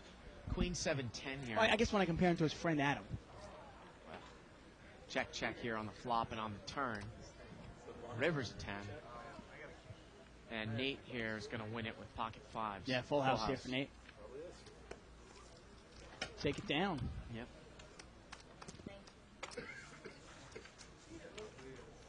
And again, what I was kind of bantering about, if anyone missed the beginning of the show, was basically I was betting every street heads up against a guy on the flop on the turn. It got checked to me on the river. I was heads up. And then basically I took a stack of purple, which is $500 in this game with my right hand, and 2 purple chips with my left hand. I went forward with my left hand, released the 2 chips into the pot, and at the same time started going forward with my right hand and put a stack of purple in. And this guy, Ronald, who's playing the show once, said, "Oh, that's a string bet." Now, the pot size was $675, and he called a string bet, trying to get a $50 bet in there on the river. And and the floor man upheld the ruling of the string, and I went crazy. You were nicer than me. I got to tell you what I would have done, and I'll tell you what I would have done in a second. Ace Queen 7 here. Top pair for Allen. He's got ace 8, and he's going to put some money in right away. $250 into about a $250 pot. And Allen's going to call that. Dr. Allen's going to call. We haven't heard from Dr. Allen in a while. We've got Allen versus Dr. Allen. And it's heads up. And Allen is in good shape here with ace 8. You wonder if Dr. Allen might maybe try to take it away if a spade comes. Well, Allen's got trip aces now. And I can tell you, that might keep Dr. Allen in there. You wonder if he's familiar with Allen's play. Yeah, Allen's going to bet 400 now. I mean, I think it's pretty obvious Allen's got an ace here. I mean, Allen rarely bets without top pair. The problem here for Dr. Allen, if he raises, Allen's not going anywhere with ace 8. Oh, no. And Dr. Allen's going to raise here, and he's going to go into negative after this hand. Yeah, you could start a fire on this table, and Allen's not going to fold. Yeah. He's going to make it 800 more. Now, the only thing with Allen is he actually might think his hand is a monster here, trying to think of ways to slow play it. You don't think he would just call and maybe check the river on, maybe understanding that his kicker isn't that good? He makes the call. This spot is quickly $5,000. And here we go to the river. River's a 9. He checked it, Dave. And it's Dr. Oh, no, he's not going to move all in, is he? Dr. Allen, are you kidding me? I mean, you got to think that... He might think he's value betting this. Maybe he thinks that Allen thinks he's got a queen? I mean, do you think maybe he thinks Allen's got like a queen 10? Or a queen 9? Oh, not queen 9. Well, actually, queen 9 makes a difference anyway. And he's going to bet $1,500 into a $5,000 pot. And Allen here, what has Allen done? The other Allen. There's no way Allen's folding this. No way. And Allen's going to double up again. Look at this. Not quite double, but... Is he going to check raise all in or just call? He calls. Dr. Allen knows he's no good. He knows he's no good. Okay. Yeah. Well, when the guy calls him on the river, you got to assume. Yeah. And that's just the wrong guy to bluff, And Dr. Allen played so well the first hour of the show. But this game, obviously, you make one mistake, it can really bite you in the ass. Anyway, so what I would have done, after that guy kind of pulled an angle on you, and actually called the string bet on you, when it was so obvious you weren't trying to make a move on the guy. Well, I talked about the intent and spirit of a rule. Exactly. Yeah. And clearly you were not trying to, trick him. Right, But if he's going to be an ass about it, I would have been like, as I show my winning hand, I would have said, hey, can I see the losing hand? I would have made them show it. Well, Rub it in his face. I'm sorry, hey. Call me vindictive, whatever. no, but I mean, now I know that guy, and that guy is good for the game, so I'm a little bit torn as to, you know, I'm pretty nice to people at the table. I was thinking about maybe just giving him a silent treatment and ignoring him. Now, unless someone comes up and says, hey, Bart, at the table, if I give him the cold shoulder and just don't talk to him. I would have pulled his shirt over his head. Russ is raised here with ace-jack offsuit. He made it 350 to go. He was in early position. Now, Moa's got ace-queen. Now, Moa's going to call. Sometimes you actually just fold ace-queen, you know, in out of position to a somewhat tight player pre-flop raise. Here we go to the flop. Well, king 8-7. See if Russ can continuation bet here. Russ doesn't raise with aces and queens and aces and kings in early position, though. Yeah, it does tend to limp. He tends to limp in with those hands. But either way, they're always going to check and fold to Russ's bet. And I got to tell you, to continue on with that story, I was actually mad at Faradon, and I was wrong. Because I told him to go get Scotty, who's the casino manager, or whoever was on duty. Because I know that Scott would have ruled in my favor, because I've seen him rule. I've seen him But rule. Scott's not going to overrule Faradon there. But at the same time, I realized that, and Faradon, his decision is final, and he can't stop the action. I thought that I had a right to appeal it higher, but he's not going to stop the action. That's the thing. I mean, it's Yeah. one of those things where, especially since you work here and since you're friends with Faradon, it's one of those times where you just kind of just swallow it and go, fine, okay? Because there's nothing that's good that's going to come out of that. Yeah. You know? Nate is going to raise here with ace-king. 175. You know what I mean? Because it's like, what's Scott going to do? He's going to come in here and show up his foreman, the guy who works for him? Right. And you wouldn't want him to do that anyway. No, I wouldn't. But I mean, you know, heat of the moment. Now, Jonas is called here with an ace-7 of diamonds. He's dominating. Nate raised and Jonas called on the button. Jack 5-8. Both players have missed. Just block. Nate checks and Jonas checks. Turns of 9. Jonas has got a gut shot to the 10. He checks, and now Jonas is going to bet. 400. He bets 400 here. Well, I mean, Nate really has played it. He's checked 2 streets twice. Now you gotta get in my head. You really check the flop. I mean, Jonas is double gutted here, right? Catch a 10 or a 6. Yeah, he's double gutted. You're right. 6 or a 10. Didn't quite catch that double gut. Yeah, sometimes you don't see it. It's one of those things. Yeah, wow. And Nate just he raises with ace king, just checks and folds. Just assumes that he's got the worst hand. Well, I just think that maybe he doesn't want to play against Jonas out of position, heads up. Okay. Right. I mean, in the end, I guess Faradon is the wrong person to be mad at. The guy to be upset with is Ronald. I mean, No, and I'm not mad at Faradon, but I will tell him to his face that his decision was horrible. right. You know what I mean? That's I just, fair enough, you know, right. I As long as just- you don't show him up, it's kind of Right. like an umpire thing. You don't want Right, to show him right. up in front of everybody. Right. But And like I said, it just bothers me when people in positions of authority don't necessarily go to interpret a rule as opposed to just say enforce it. I mean, like I said, I mean, I'm obviously a lot more antagonistic than you are, but I Yeah, that's true. definitely would have been like, Yeah. you know what? That's fine. $50 bet's fine. Can I see Yeah. the losing hand? That would have been classic. That's my favorite, the impulse flop. I call it the impulse flop. Yeah. When you it's like you're on the button. Button moves over here to Mo in seat 1. Yeah.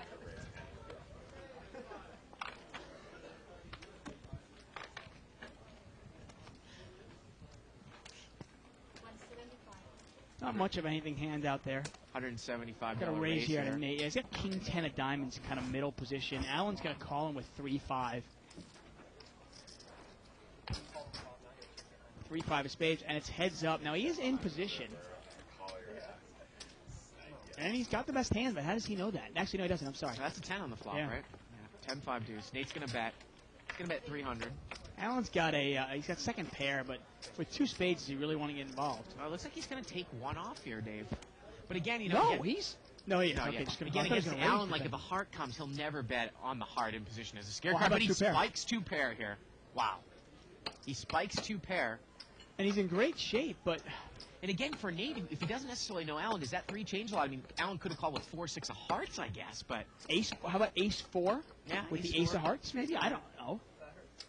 But it's not necessarily something like if it was a 6 and Allen had called with 3-4. No, yeah. Nate's going to bet 800 now. And Allen is, he's going to raise. Yep. He's announced it already. And when Allen raises here, like I said, he would never raise here with, say, Yeah. overcards and hearts with 1 card to come. It's just not his style. Normally, Allen will raise on the river if he misses his draw, or he'll bet the river if he misses his draw. Right. But generally speaking, if he's raising here, he's got 2 pair or better. If he raises on the flop, he's probably got top pair, top kicker. Obviously, not only have I seen a lot of Allen, but I've also played a lot with Allen. Yeah, I would be shocked if Nate continues on here. Well, the problem with Nate is you said he watches the show, but how familiar is he with Allen here? I'm sure Jonas has told him Well, some even stuff. tonight, though, Allen's played it as tight as anybody has on the table. Yeah, he really has. Wow, and he makes the call. And he's in bad shape. You need a 10, a king, or a deuce. Yeah. A deuce will do it as well. And this pot is over $3,000. Oh. And the river is a deuce, and Allen gets counterfeited. Oh, poor Allen. I gotta tell you. Man. I mean, not like poor Allen. I mean, yeah, I obviously had to suck out first. Look at this. Nate checks, and Allen's going to turn over his counterfeited two-pair. And the other thing you wonder here, if you're Allen, if you had bet big on the river, can Nate call? If he had moved in on the river, can Nate call? Yeah. And there it is. It's suck out after suck out. Right. The last suck out is always the most profitable. I'm just a little surprised that Nate called there on the turn. I really am, too. I mean, you wonder if he's just not familiar with Allen's play. And like he even said it, he goes, if Allen shoves it in there on the river, I don't think you can call with just tens and deuces there. You almost have to put Allen on a set or a straight. Now, obviously, if Allen had a set there, he would have had full house.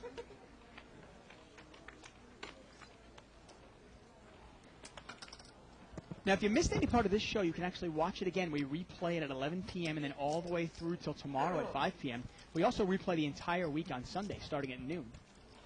And if you've missed any show that you want to watch, you can actually subscribe to the archives. Go to liveatthebike.com, top left-hand corner, click on the archive banner, and for just $14.95, you get every single show we've ever done. We're talking over 14 months of content now. We had a raise here. I believe it was we can't see Nate's card in seat 6. Well, Allen's got overcards and a flush draw. Yeah, it's a big flop for Allen. Now, who was raised here pre-flop? I guess it was Jonas with 8-10. Well, Jonas has got top pair. And he's going to bet. Wow, and he's betting 1,600 into a pot that's about 1,000? Again, I couldn't quite see the pre-flop action. Yeah, I think that's what it is. It was a $250 raise. You're exactly right. It was a $1,000 pre-flop, and he's betting $1,600 into a $1,000 pot. And Nate is flopped straight. Look at that. Yeah, look at this. Nate is flopped 5-7, and Jonas is overbet there with top pair. And Allen's got a hand that's good enough almost to put his money in with. I got to tell you, when Nate raises here, or Nate smooth calls this, Allen can easily move all in. He doesn't have that much money left. He's definitely going to getting the pot odds to go do it. Is Nate going to slow play because he thinks Jonas is overbetting the pot so much? The board is really connected. I think he's announced raise. I mean, it's really connected, but think about it, though. You've only got one player in there with you. Well, Jay's in the hand as well. No, I know that, but it's a $1,600 bet. Are these guys really going to call $1,600? I believe he's the announced raise. Wow, and at this point, when this guy raises, Allen's got to realize that his overcards are no good, and he might want to get away from the He's flush. going to make it $4,400. $1,600 pot, a call of $1,600 makes it $4,400 more. That means that the pot now is about $9,000. I think Allen's going to move in here. $9,000, and it's like, it's $6,000 for Allen to call. Remember, he hasn't put any money in the pot. Yeah, but Allen only has $4,000. And Allen's going to call. Allen's only got like $2,500. And it's clubs versus straight here. Yep. Well, Allen's got more purple chips. He's got more like three or 4,000 there. The turn is in 9. Allen needs a club here and a club only for over a $10,000 pot, and it does not come, and Nate there is going to double through. Wow. Poor Allen. Poor Allen. Yes, I was rooting for Allen.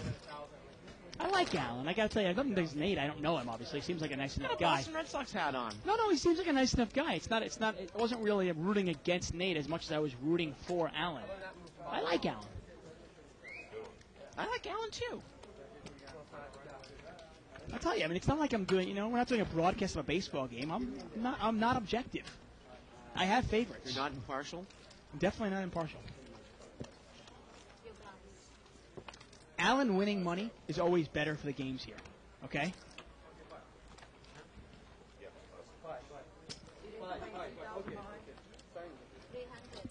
And just like that, Nate goes from about $5,000 or $6,000 down to he's probably up maybe $2,000 or $3,000 now. Jonas is raised here to 300 with Jack 10 of clubs. And wow, Jonas really overbet that flop. And Nate check raised him there with the made straight.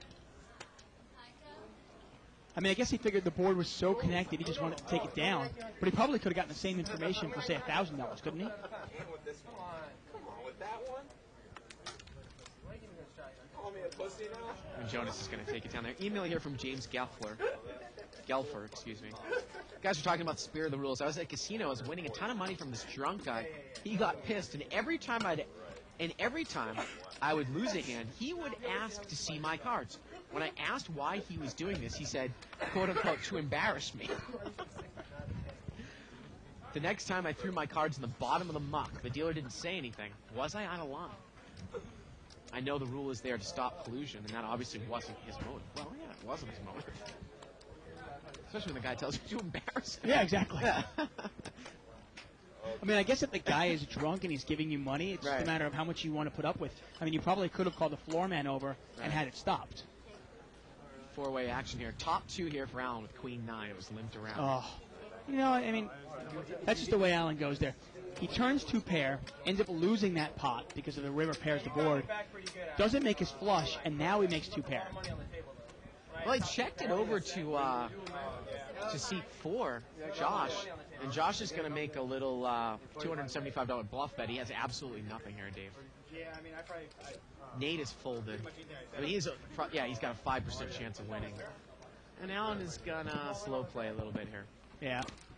And Josh has got absolutely nothing. He would need running trip cards, turn as a king. How about a straight card? A 10 comes and he got it. And Allen checks again, and Josh is going to fire again. Well, you know, if you think that Allen just has a queen, can use that king as a scare card. Not necessarily a bad bet. No, definitely not. And I think Allen's going to raise this year. It's a $400 bet.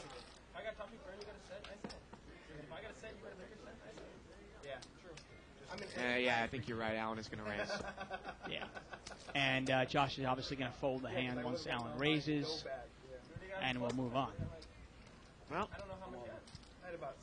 and he moves in. Now, Allen would lose to Jack 10 here. That would be nice to have that hand. Yeah. He's moved in. And Josh has nothing. I mean, Allen's raised 1,075 more. I mean, the pot is probably over 2,500, but Josh now, has that nothing. call with ace-jack of clubs, how big was the pot, did you say, before Allen called?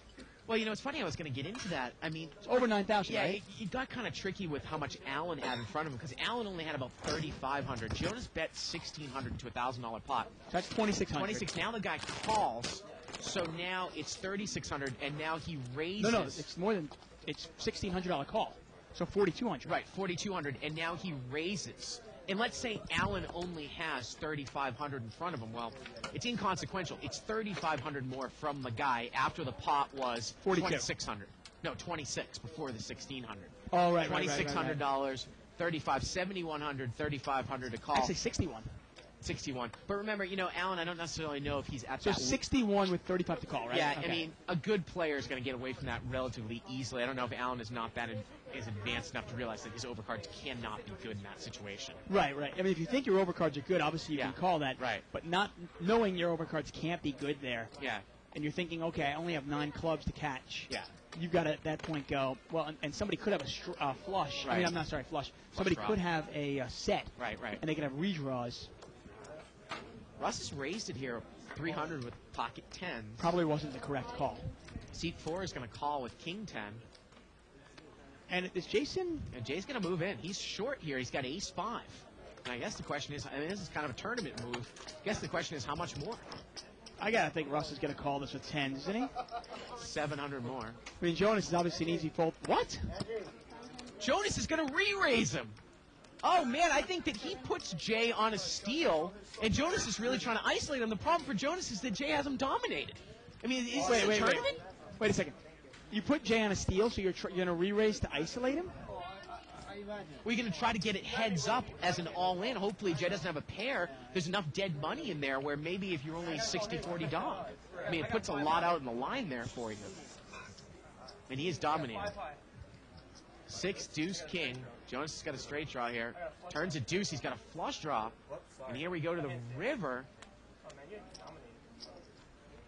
And the river's a deuce, and ace high is going to win it there. Wow, that is very... I mean, that is something you would see from a big stack in a tournament there. I don't really know why. With 5 high? Why you would ever do... Well, listen to me. The reason why... You pointed it out that Barry Greenstein did it with king high, not 5 high. Well, I understand that, but what I'm saying is that there's so much dead money in there. I guess what he is hoping for. The problem is that... What is he hoping for? I mean, what if Jay has an overpair to a 5 there? But what is he hoping for? If Jay has an overpair to a 5 there, like 40-50% of the time, yeah, it's a little bit confusing. He's hoping that he's hoping that he's a 40% dog, and that it is. I gotta be honest. If I didn't know better, and I do know better, if I didn't know better, I would think these guys are playing partners. And he just raised, and he just re-raised to get everybody else out. I mean, it looked so fishy. It was ridiculous. I'm completely bewildered. The play makes no sense whatsoever. I don't know. With 5 high, what are you hoping Jay has? I'm telling you, you're hoping that you have live cards, and you're only a 60-40 dog. You just said with dead money in there. How much dead money was in there? Another 900 in there. For him to isolate, he's trying to give himself about 3-1. That's what he was doing. With 5 high? Well, I know you keep saying 5 high, but I mean, remember, we're trying to get into these guys' heads. It's not as outrageous as I think you're making it look out to be. I mean, if you listen to him, that's what he's saying. I understand. I mean, I understand the play. I understand the reason being it. And I got to tell you, even if I had king high, even if I had some sort of, I don't know, 5, whatever. 4-way action here. Wow, pretty good flop for Jonas. No, look at this, 3 people. Oh, I thought 3 people on flush draws. Jonas has got top pair and the nut flush draw. He checks it to Allen. Dr. Allen bets with the 10. Russ calls with a smaller flush draw. And let's see if Jonas is going to check raise. No, he just calls. Boy, he might win here big if a club comes off with Russ. Oh, the turn's a queen. And now Dr. Allen has queens up. Yep. Oh, my. Jay obviously not in there anymore with queen 6. He's out of the hand, seat 7. And Dr. Allen is going to bet 500? He bets 500 here, Dave, into about a pot that's about 700. And I got to tell you, if Russ calls this, well, no, he's not going to call.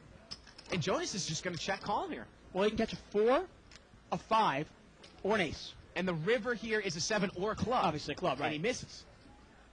And you got to think Dr. Allen's going to bet for value if it gets checked to him here with 2 pair. The pot is about $1,700. And he's going to move in. He's going to move in. Well, I mean, it's not a terrible play if you put the guy on an ace. If you put Jonas on an ace here, why not put it? It's about a pot-sized bet. 14.25. And it seems how he was hoping that Dr. Allen was on a smaller flush. No, I think he said he was hoping Russ was on a smaller flush draw. Oh, yeah, right. Okay. And he was right. Correctly just called there instead of raising. Actually want to see that card. Huge reverse implied odds for Russ. Jonas is not folded yet. He showed him the ace, try to get a reaction. 425, Dave. The pot is 31.25. 14.25 for Jonas to call. He's getting a little over 2-1. And he has showed that you can do this in a cash game. Cost me a big decision. You're not, I only think all in on flop because I wanted you to hit your flush. Well, he was right in that fact. Yeah, and he's put himself to a tough test here because he's going, wait a second, now I got the flush draw. What draw did this guy miss that I can beat? And he called him. He made the call, and Dr. Allen's going to double through there with 2 pair. Yep. And that's about about a $4,500 pot, right? Yeah, I did. I know you got a small flush draw. That's why I just called. I want you to hit the club. Yep, and it's a good call by Jonas. No, it really is. It's more than that. Well, it's 5,900 with 59, the okay, total. with the call. I mean, right. Dr. Allen doubles through there. Now, I'm just curious. Okay. I have to get to the last hand. How much was the pot, and how big was the raise by Jason? Well, it was a $300 raise by Russ. A guy in seat 4 called. Jason now calls, so there's 900 dead money. And now Jason raises all in 700 more, so it's 1,600 in dead money. Now Jonas re-raises to 2,000. Okay, so basically forget the 16. So he's got to put in there. He re-raised 700 more. Jason did. Yeah. So basically, he's putting in 1,000 to win 2,000. Right? Who? Jonas? Jonas. Because he knows if he moves all in, nobody else is going to call. Right. So he's putting in 1,000 to win 2,000, right?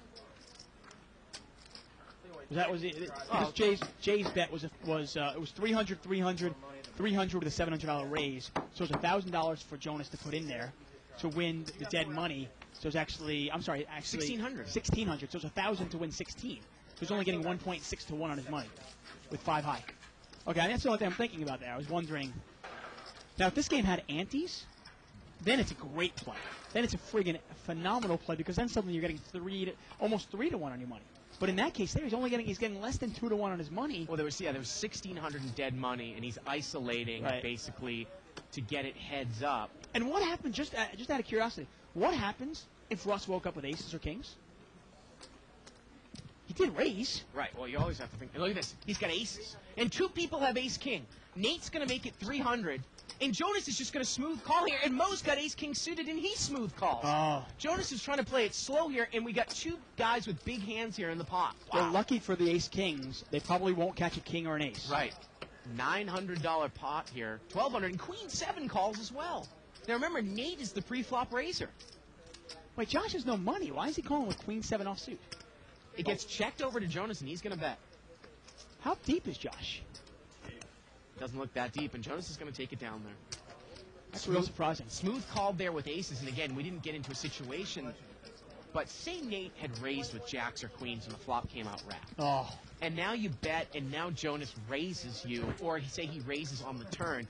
You have to think with an advanced player that he might have a higher overpair. Definitely. You got to run through that in your head, that you cannot beat say if you had queens, kings, or aces in that spot. Yeah. If you had kings, you have to have one hand aces you can't beat there either, or set, obviously 2 pair. Right. Start running it through your head. But obviously every pair lowers 1 more hand you can't beat them. Right. Got about 25 minutes left in the show. Now, it's funny, the play that Jonas made there with the 5-3 of hearts, you said when you were in the World Poker Tour Invitational, you were playing with you were playing with Barry Greenstein. Yeah. And he made a similar play. I'd love you to go through that because it was a similar play. Yeah, I'll do it. And it made a lot more sense in that case. Yeah. Looks like it's limped around here. 3 ways. Jack 9-9 on the flop. What's that? Turn is a 6. And now Dr. Allen's going to come out and bet here on the 6. And he has the best hand.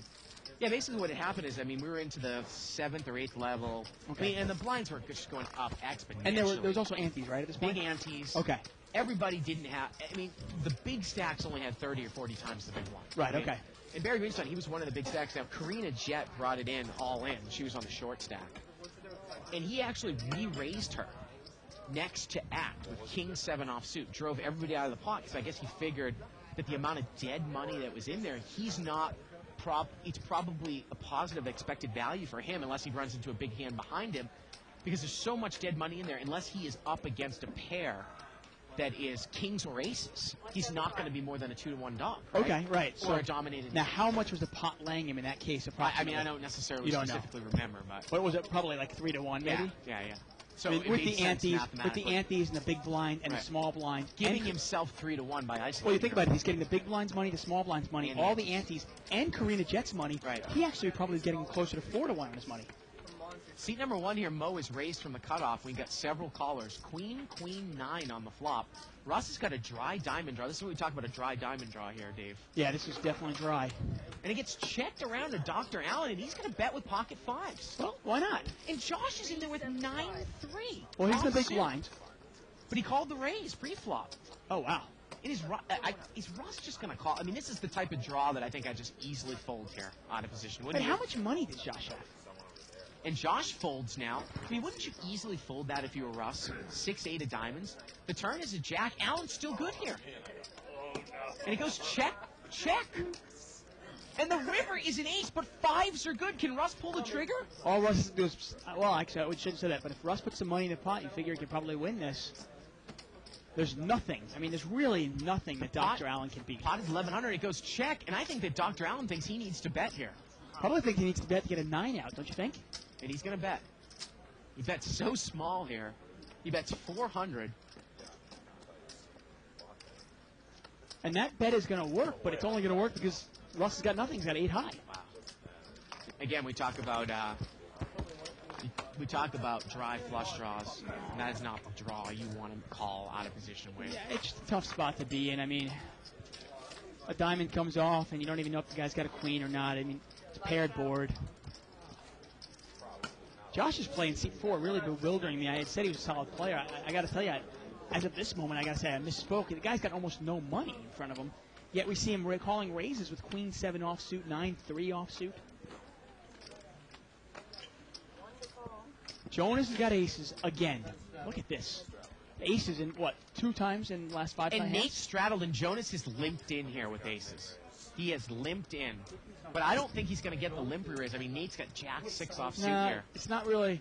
Funny thing is, once Jason folds, there's not many really raisers at this table. 5-way action here. Well, 10-9-7. I can tell you that's not a great flop for aces. Let's see how Jonas is going to play it. He checked it. Josh has got top pair. Everybody checked. The turn's a 7, and now Oliver's got trip 7s. Surprised Jonas didn't put any money in there to see where he's at. I got to assume that Oliver bets 400, and Jonas calls now. And Josh is going to overcall with 10-4. Wow. And Jonas is second best now. The river's a 5. I got to tell you, if you're Oliver, you're putting a nice little $500-$600 bet here. And Oliver checked it. And now Jonas thinks he's probably got the best hand here, and he's going to bet for value. Oliver checked trip 7s, and Jonas is going to bet 1,000. Don't you think he's betting for value here? I don't know. What? Josh is going to call. He's going to... And Oliver has trip 7s. Well, I got to tell you, with Josh calling, this might get Oliver to lay the hand down, thinking somebody's got a straight. Wow. I mean, what This might win the hand for Jonas. 6-8? This might win the hand this for is Jonas. Amazing. Well, think about it. He bet. He got 2 calls. No, he's going to call here, Dave. Okay, he is. I think Jonas thinks he's good here with aces. With a 7 there, Oliver's going to win it there with trip 7s. Josh played that hand masterfully, don't you think? I don't know what Josh was thinking. I mean, don't you think Jonas was betting for value on the river there? I mean, isn't his hand going to check down in a showdown if he doesn't think he has the best hand there? I assume. I mean, you assume that he's betting for value. I don't. You know, sometimes I got to tell you. I mean, obviously our job is sometimes to try to get inside these heads, everybody's head. Jonas is a real good player. I always can't. I can't always get inside Jonas's head. I don't always know what he's thinking. I wish I did, because I play against him sometimes. Post here by Chicken Tender says, if I may play the part of Shirley for a moment, I don't think Allen's 3-5-2 pair was a real counterfeit. He still had his original 5-card hand after the river came deuce. I see counterfeiting as when one of your 2-pair no longer plays. I happen to agree with him in that one case. Well, isn't his 2... Oh, actually, his 2-pair actually is playing. His 2-pair played. He had 5s and 3s. Right. The 2s don't play on the board. Now, if a 10 had paired, Right. then he's counterfeited because his 3s no longer play. Right. Well, that wasn't actually the argument, Shirley. No, I know it wasn't. Yeah. Limped around here, and Jay is going to raise it out of the big blind. Jonas really played that hand a little strange. Are there. you kidding me? Jay has raised it out of the big blind, and Jonas is moving all in with 9-6. He's pulled the limp re-raise again to Jay, and Jay's got queen 7. I think Jonas might have a tell here on Jay. I mean, wouldn't you think? I guess so. I guess so. I mean, obviously, he knows when Jay is bluffing. So Right. I guess yeah. The only thing that just doesn't make any sense, though, I just don't understand the 5-3. I really don't. There's Greek Poker God, midnight over there on the right. George just got the Lowenbrow shirt on again.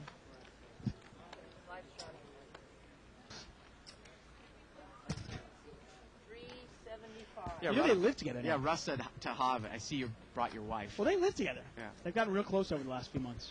Well, he's going to raise it up here with Ace-King. And Jonas is going to call here with Jack-10 offsuit.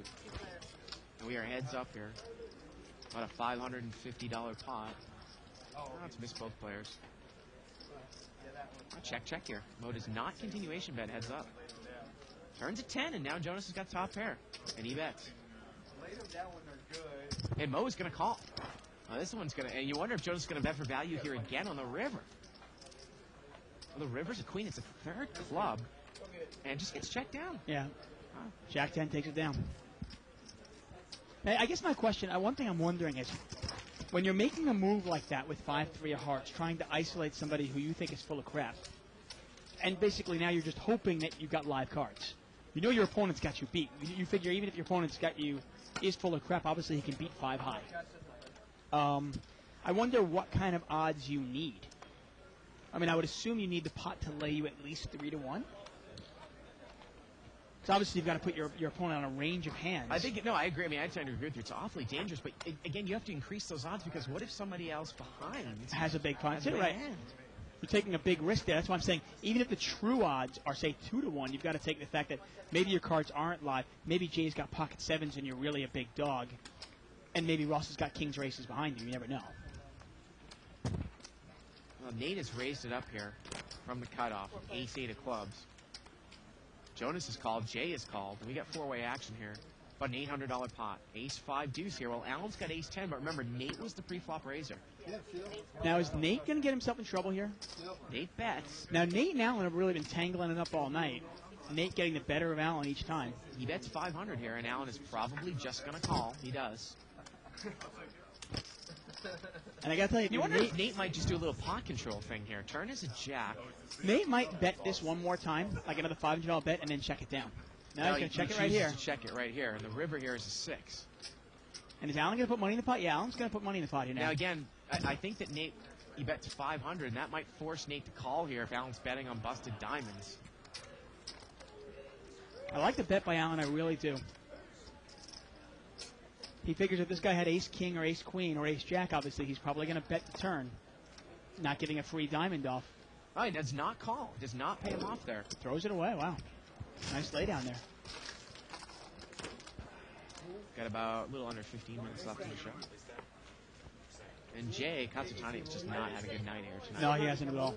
Well, that's the thing with Jay. I mean, such an aggressive player. His swings are going to be so huge. Obviously, his swings are going to be much bigger than yours or mine. And you look at a player like that, he can easily win 20,000 a night, but we've seen him lose 40,000 a night. So it's the give and take. And every single time he kind of sticks his little, sticks some money in the pot, Jonas is there to kind of re-raise. It's happened twice. I mean, that's what I'm saying. It's almost like Jonas has got a J-Dar, right? And Jay's bringing more money onto the table. All right, that works. I'll make it 175. J-Dar? J-Dar, is that like Gaydar? Put 175.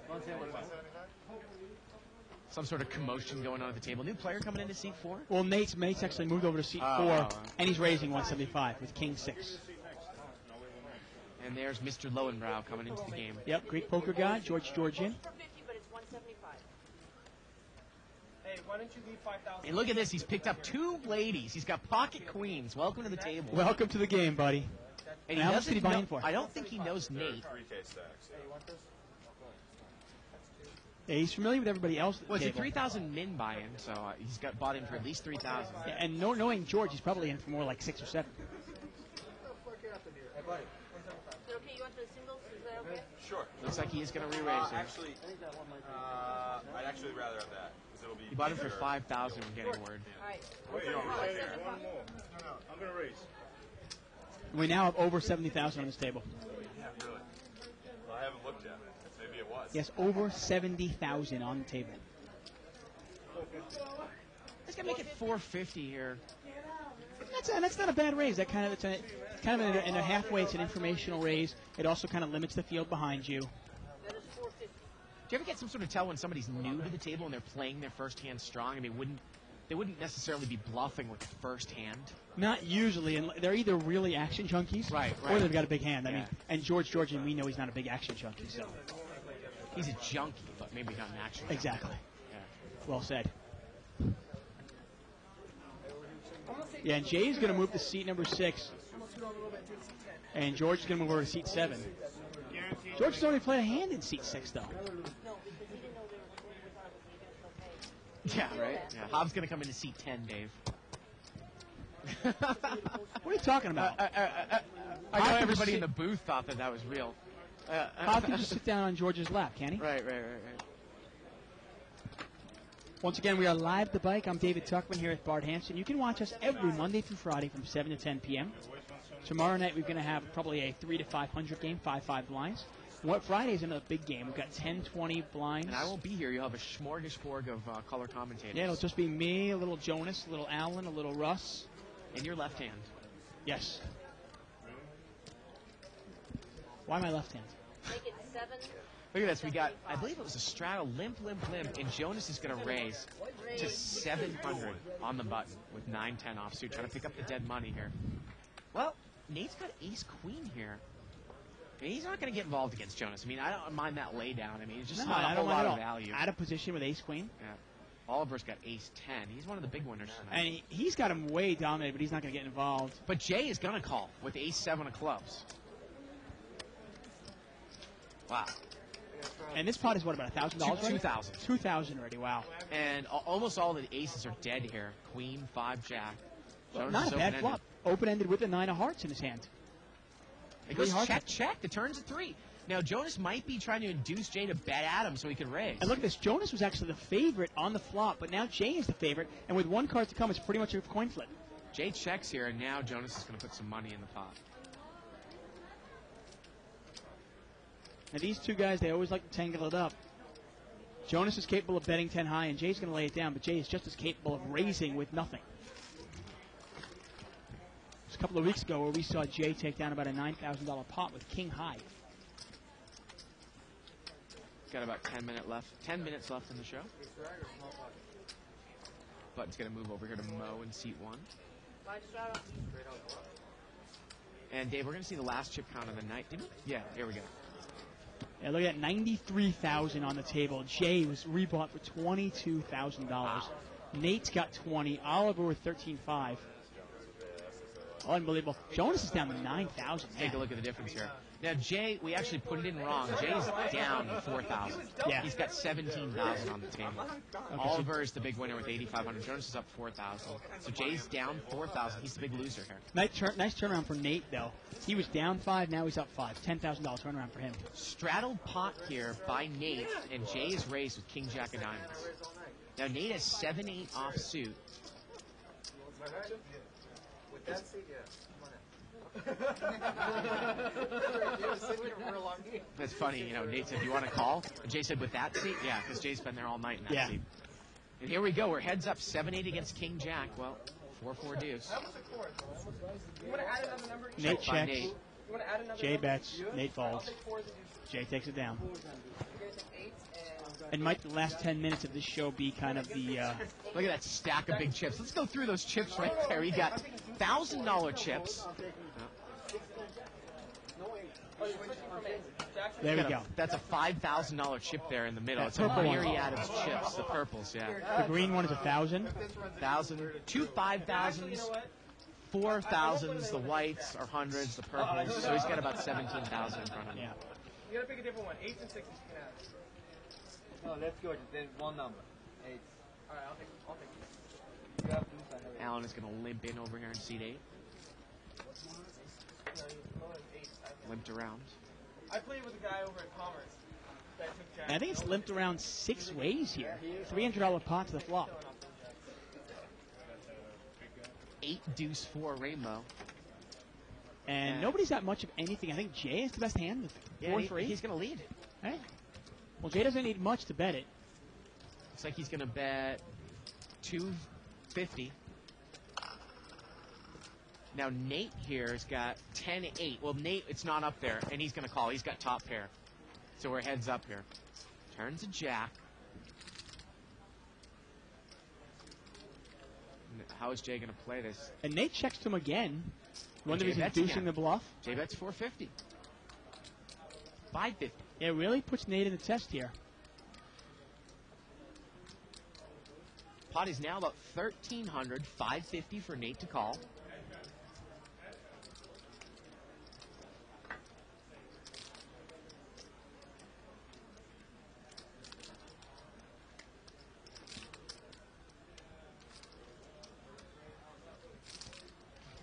Nate thinking it through. And he's going to make the call. And Jay says, "I got you on 5-6, which of course would be a double gut. And the river's a 9. Doesn't change anything. And then Just he's check, going to give check. it up. And the 8 is good. Well, 5-6 did not get there, but obviously Nate did not have 5-6. You wonder if Jay fires big again, does that change anything? Does the 9 change anything? Yeah, you wonder. What hand would Jay bet big again after he bet the flop? I mean, you'd bet big again with a set. I mean, don't the one thing necessarily about- think you can put Jay on, say, 2 pair there. I mean, he's not No. going to limp in with deuce 4 from up front. No, right? the one thing about Jay's game, though, that makes it really dangerous is if he was in there with, say, ace-8, he would bet the river for value, putting you on an 8. Yeah.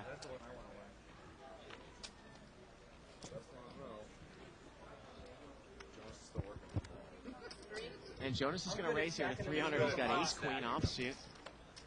Give me a little pause. Pass over to someone else. Well, Oliver's got queen-jack of diamonds here in the small blind. He's going to make the call, a big blind. Good hand. I'm going to tap in the table like this. I don't terribly mind that call. Now you got to realize you're out of position against a pretty good player. You're not looking for just a queen or a jack here. Well, he's dominated. Let's see if a queen comes out. Well, how about king jack 6 now? That's a bad flop for ace queen, but Jonas has got the betting lead and he's in position. Yeah. Now he does have an overcard with a gut shot. And he's going to bet. And that's not really the flop you're looking for with queen jack of diamonds, is it? The all-in call on the turn. I mean, I said what I said to you. If you didn't have cards, I could be more honest. But I hate to lie. There you go. I like what Jonas said there. Oliver asked him what he had. Jonas said, if you didn't have cards, I could be a little more honest with you. And Oliver folds. Yeah. And the turn actually would have been like a 5 of hearts, I believe. Oliver Yeah. really does play it a little bit conservatively, doesn't he? He does. Anything wrong with that? No, nothing really at all. I mean, if you, I mean, he's played it like Mo has pretty much all night. I mean, that's the only thing I'm wondering about Oliver's game. I haven't really, every single time he's on the show, he plays it really much, pretty much like this, right? Yeah. But he always seems to get paid off, and he always seems to pick up a couple of big hands, like aces or kings or something like that.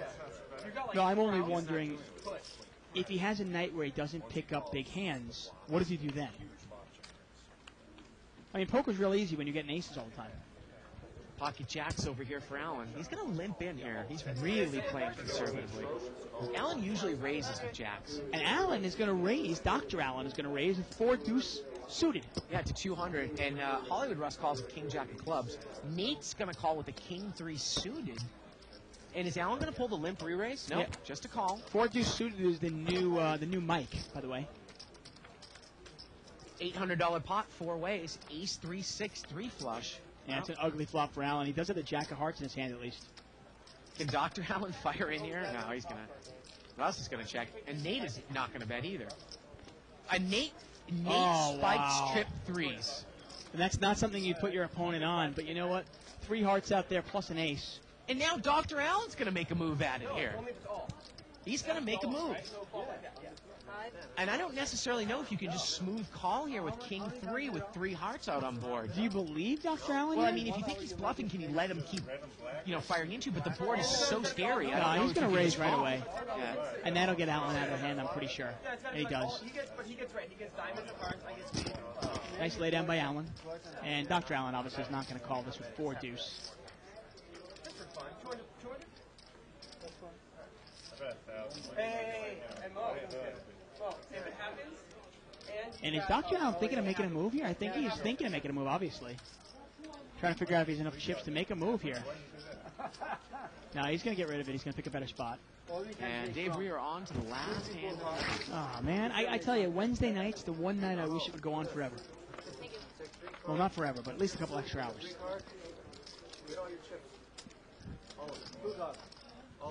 Button moves over here to seat 5. All right. Oh, no. I may have this extra. That's what I'm telling you. Who has the hardest job in the booth? Is it us or is it the technical staff? Oh, definitely the technical staff. Think so? Come on, we just sit on our ass and talk about poker. I'd love to see them talk for 3 hours straight. No, we got a cake job. Come on, we got a great job. 2 4s. We're so lucky. And a 6. I'll put my extra card as a 6. What do you want your extra card to be? 2 8s and a what? Jonas is going to raise. Jonas is going to raise here to 100. Nate is called here with Jack 9 of hearts. Jonas has got Ace Jack off suit. Did Jonas make it 100? Yeah, he did. Wow, okay. Mini raise. And we're heads up. Ace Jack against Jack 9 of hearts for the last hand of the night. How about a Jack here? Queen 10-10. This is both players. Well, Nate's open-ended. Yeah, Nate is open-ended. Jonas checks. And Nate checks behind If the him. king comes, we've got reverse implied odds here because Nate and Jonas will both make the straight, and Jonas will have the ace high straight. River's an 8, and Nate makes it. He makes the right end of it. And he bets 300. You hit an 8 on the river? Or a 6 on the river? You hit an 8 on the turn and a 6 on the river? Obviously, that's Jonas's hand there, ace jack. He can't beat much, can he? Now he's going to throw it away, and Nate takes down the last hand. That's going to do it for us here tonight. Another night of Live at the Bike in... Right, it just, it went by like, just really quick. Yeah. Can you imagine you actually did 3 hours in here? It's amazing. I got 1 day left until I'm off on Friday, and I'll be back on Monday. Tomorrow night, $300 to $500 limit. did. Okay. Everybody out there? 300, 500, no limit hold'em. 559. So for everybody here in the booth and for Dave Tuckman, I'm Bart Hanson. We'll see you tomorrow night. Good night, everybody, from Live at the Bike.